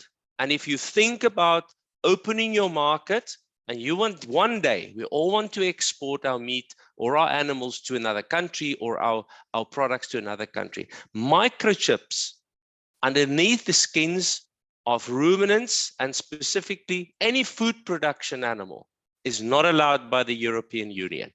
So we as a company has a very firm stance against microchipping in specifically food producing animals, because that microchip today I implant it here and tomorrow it can sit there. It migrates, and nowhere around the world is microchips allowed in food production animals. The other option that some people and some countries have explored with minimum success, the absolute minimum success, is the use of boluses in the rumen. That would be another option, but the success stories in the world is 2 to 3%. And on top of that, it is unbelievably expensive. So those are, as I can say, two alternatives, of which none of them are very successful. So in this case, if you want to go for a visual, we go for a visual. What I really like about this whole conversation, in my humble opinion today, is that you guys are talking the right language, that you are, and we're there to support and help and guide you. But the way you want to start this is a very good start. And I hear the support from different other role players on this forum. And it's good that we debate about this. But we're, as a company, as MSD, We're there to support you, to help you, to share more knowledge, and also, you know, maybe give you a solution in the next few months. And this is something that we've been working on very hard. And I'm going to say this on this forum. We might have an app that can go onto a smartphone that could possibly be launched in the new year, that could further solve our problem.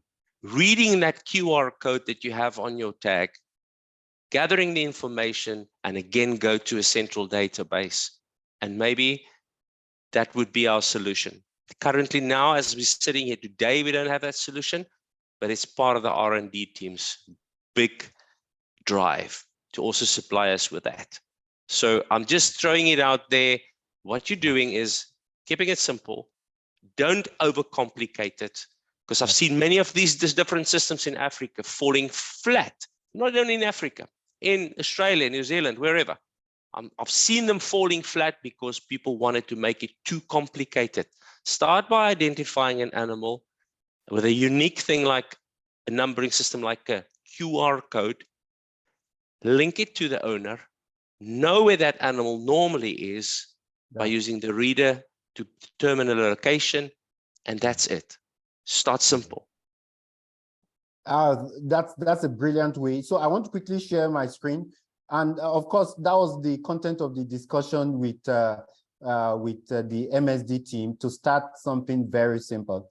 And look at it, as simple as this, a tag from MSD with QR codes or barcodes, as the case may be, with a unique number. And then the farmer will also have the opportunity to also write on the tag with a pen that cannot be erased. Supposing you get to your farm and then you want to write your own unique number, the pens are available. These tags will be in the country in another 2 weeks. And what we are saying is that you want to have something that is a little bit more than the usual tags you have in the market, then it's an opportunity for you to reach out to me directly or our community engagement manager. And then for pre-orders, we're already taking pre-orders on this. And what we are letting you know that those tags will be attached to you as the vet, and also you will be able to attach it to the farmer and the specific cattle. You know, when Melanie was talking, she made mention of a few things we will need to be able to trace, even as vets. Let's leave government out of this. As vets, you want to know the vaccination program you have with your cattle.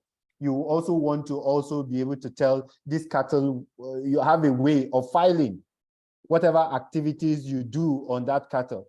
And this is a very good way because you have a unique number across every of the cattle that you take care of. You have a unique barcode.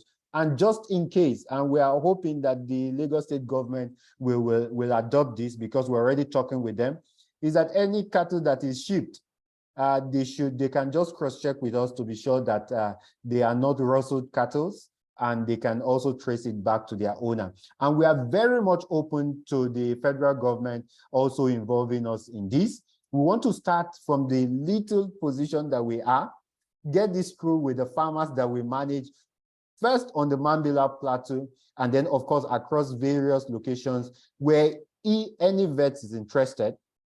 And then if we can take these baby steps, then we could also, using the traction that we have, approach the government and say, we've tried this is working, and this will be it. I hear people asking, what's the cost of the tag? It's going to be about the cost of your normal tags in the market. Our numbers will be displayed across the screen before we close, and then you can reach out to me directly. We'll also be sending emails when the tags are finally landed so that you can make your order and we can set up your system free of charge for you. I want to give the president of the council 1 minute to say her final thoughts. I want to give Professor Junaidu, if he's still on the call, 1 minute to say his final thoughts. And of course, Yaku, 1 minute to echo your final thoughts. Then I hand over to Dr. Tumsia to end the meeting. I want to thank every one of you for joining the president of the council. Thank you very much, Femi. Finally, as you said, final word. I want to thank you for this opportunity. Thank you, MSD, for coming up with this. I believe this will revolutionize the livestock industry in Nigeria. And as we said, it cannot just be handled by Farm Alert alone. I'm happy they have opened it up. They have started a conversation. So we're calling on all the critical stakeholders to come on board. And I look forward to another town or meeting with critical stakeholders on this matter and see how we can take it up, and whether it is to marry it or marry it with the national, which one, national animal identification, is it NATIS and traceability, something like that, that I saw on YouTube. I know that, well, the thought of it is good that FMAD has thought of having something like that. So we should find a meeting point whereby we should be able to link it up and let it be visible for all veterinarians to benefit from it, so that the ministry will come forward to sit down on the table and let's see how we can make it more visible to everyone, more accessible to the farmers, the veterinarians, and so on and so forth.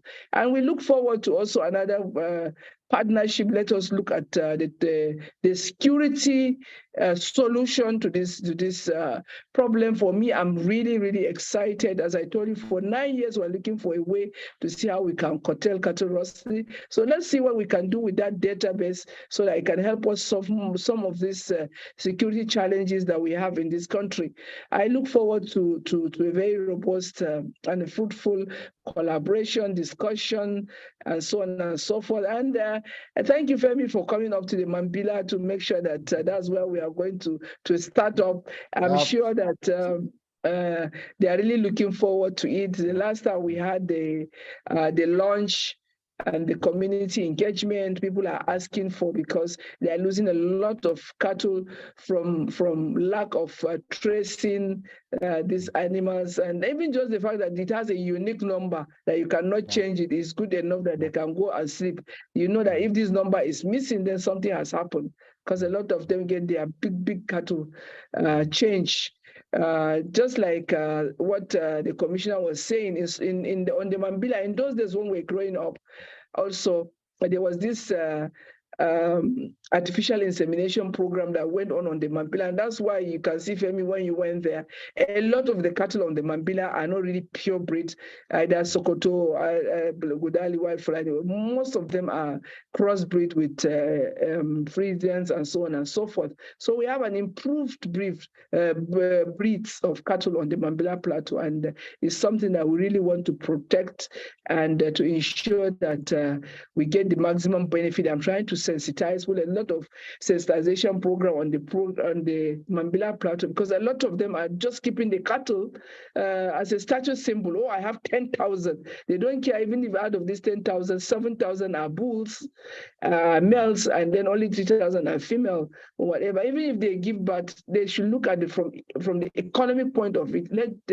If we can turn those large cattle population on the Mambila instead of a hobby, kind of livestock rearing as a hobby, but let it be business. And I'm sure it's going to really impact on the economics of Taraba State and the Nigeria in large. So finally, I want to say big congratulations for this very big step that you have taken, Dr. Femi, this collaboration. And I told you really have to talk about it, this signing of an MOU with MSD, being their sole representative in Nigeria. I think that's a very good step to take and a wise decision taken by MSD. So I want to congratulate you both and congratulate the veterinary community for this revolution. Thank you very much. Thank you so much, Madam President. Glad that we will also be keeping you informed on the progress we have, first on the Mambila and of course across the country. Thank you for we have to talk about this because we want to have access to the database in the police also. We'll be happy to sit down with the Nigerian police force. Yes, sure. Thank you. All right. Thank you so much, ma. Professor Junaidi, you want to give your final words on this? Yeah, thank you very much, Femi. I hope you are getting me now. Yes, we can hear you, sir. Yes, I think this is a very good start, and let me commend Farm Alert for this wonderful initiative. My suggestion is that we should not stop here. There is a need for proper collaboration between Farm Alert, the Veterinary Council of Nigeria, and even the Nigerian Veterinary Medical Association, where they can write a very strong memo to the presidency through the Federal Ministry of Agriculture on the need to conduct a population census of animals in this country. And by the time this is accepted, this program can just fit in as part of the program so that any animal that has been identified can be tagged using this process. And with this, it can improve on our disease reporting system, because even an animal that has been slaughtered in an abattoir, we can be able to trace it through the numbers on these tags.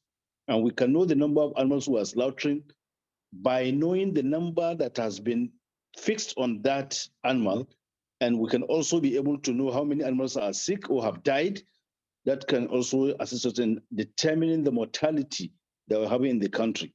So we don't just be receiving numbers of mortalities of certain diseases in disease reporting, not necessarily the true situation. If you say that number of animals have died, give us the numbers on their tags. If you say number of animals have been vaccinated, let us know the number that has been tagged. With that, we can be able to know the number of animals we have in the country, not just by estimate. We can also be able to know and plan on what we can be able to do to improve the number of animals produced in the country within a very certain number, considering the increasing number of our population. I think we will do that to do a very good start. So let me thank you most sincerely for that. But I also wish that you don't stop there. Push the Veterinary Council of Nigeria, push the NVMA, get a very strong memo through these bodies, including you, and pass it to the federal government, put on pressure using your political torch to ensure that this is implemented. Thank you very much. Thank you so much, Prof, and for that well thought out advice. So our model is to first work on it on the Mambila, since we have an effective reach, and work with private vets and use it as a tool for them to make informed decisions. Once we're able to carry this out in 3 to 6 months and we see how effective it is, then we can just now go to the federal government. We've tried this, this is working.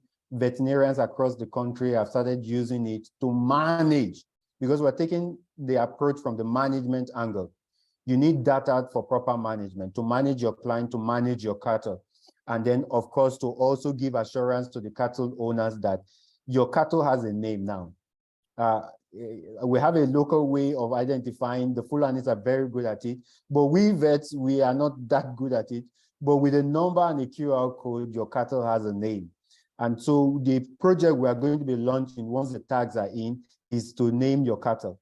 Once we're able to effectively do that, we will, of course, we can't get this on a national scale until the federal government signs up on it. And we'll be needing your help, and we'll be knocking at your door to ensure that with your influence and your advice, we're able to get through this successfully. All right, so Yako, you want to give a final word? Thank you very much, Dr. Femi. Yes, I think there's been some good discussions going on today, and I want to add on to what Prof said, because I think his summary was absolutely spot on. Keep it simple, start with the basics. Identify individual animals to individual owners, or in the case of a ranch, whatever the need is around there. Do it with a unique number, because that is key. And once we have this database, we can utilize this on so many different platforms for traceability, for security, for disease control. I think everything has been said today. But if we get this picture and we build on this, don't forget something. Technology is not static. It grows and learns as we go along. And that would be my final message to you today, summarized in these few words. Thank you very much for the opportunity. We much appreciate it, and we're on board assisting you and supporting you with whatever support documents or information that you have. And thank you for making us part of this discussion. This is important to us. We're learning a lot from you. Thank you. Brilliant. Keep it simple. Have a unique number. Those words cannot be emphasized. I want to thank you. So anyway, to wrap up the meeting, Farmerlat, once you register for this meeting, we have your email. First of all, we will send the recordings. I see people already chatting me privately that they want the recordings. We will send the recordings, we will send the presentation. Once the tag lands in Nigeria, we will of course be sending a message for you to make your own purchase. We'll open your own small portal where you can manage your livestock by yourself using those unique tags and identifier. And then of course, we will take it from there. We'll be sending you an email. I see people asking for how to reach us. You will get an email from us. Oh, Dr. Tumsia, don't know how good I was on timing, but again, over to you.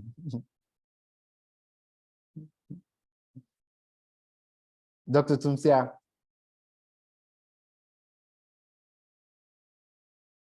Okay. I think, good. Yeah, I've been made co-host. You had like 3 or 4 Dr. Tumsia, so I think that's yes, why. Yes. Some people were sending direct messages that they couldn't join. I don't know what the problem is, so I just shared my personal link with them.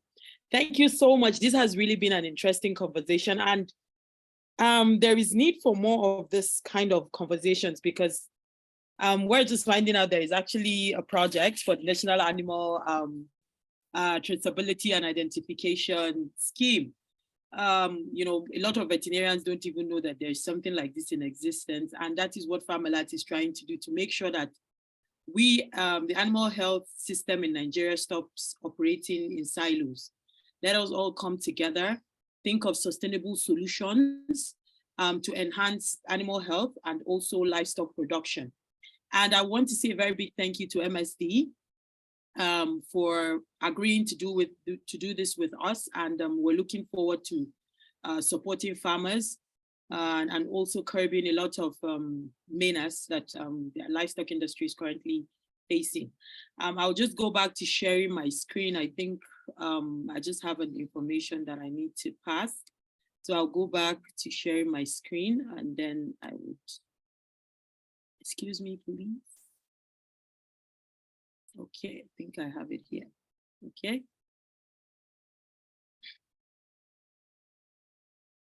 Okay.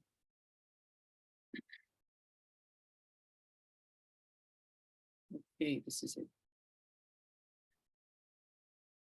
So just to round up the session, it has really been an interesting one. I learned a lot too. So to just reiterate that we now serve as a private CE providers to the Veterinary Council of Nigeria.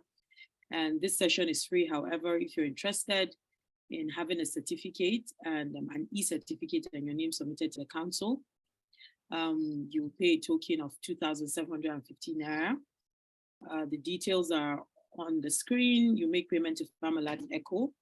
79010492235. For those who have registered, all of this information will be shared with you immediately after the presentation, at least before the end of today. You can also send a message to Dr. Tumsia for verification, and you await your certificate that will be sent via email. And let's not forget, we're still facing the anthrax threat in Nigeria, with more suspected and confirmed cases coming up across the country. Farmerlat is currently distributing anthrax spore vaccines and CBPP vaccines. We have successfully distributed over 1,000 bottles so far, and we're still on it to support and position ourselves to partake in curbing the threat, as I said. So for your vaccines in Abuja and environs, you can contact the numbers on the screen. All of this information will be shared via the email you will receive later today. So for Abuja, Kaduna, Ibadan, Taraba, we currently have both vaccines available in these locations, and there is option for nationwide delivery. So I think that's it for now. So if there are other topics you'd want us to address on this platform, please feel free to send it via, you can type it out in the chat box. We have someone taking note of that.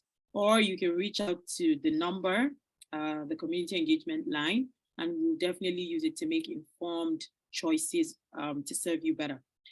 So you can also follow us on all our social media platforms, YouTube, LinkedIn, Facebook, and Instagram. You just simply type Farmer Lab, and we're there. Thank you so much once again. And it was really interesting to have everyone join and stay in for this long. And as Dr. Femi said, you'll be hearing from us shortly. You're going to receive these emails today containing all the resources from this session.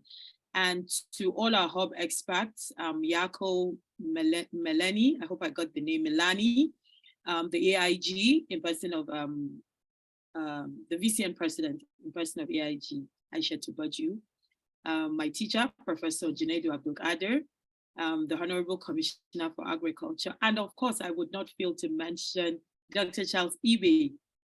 I kind of like feel our sessions will be incomplete without you. I really appreciate your insight. I kind of sometimes see myself gravitating towards your kind of person. But I really like it when people bring the facts to the table. It gives us a broader spectrum to understand our problems and infer solutions. So thank you, everyone, and stay blessed and see you next time. MSD, thank you so much. Take care. Bye, everyone.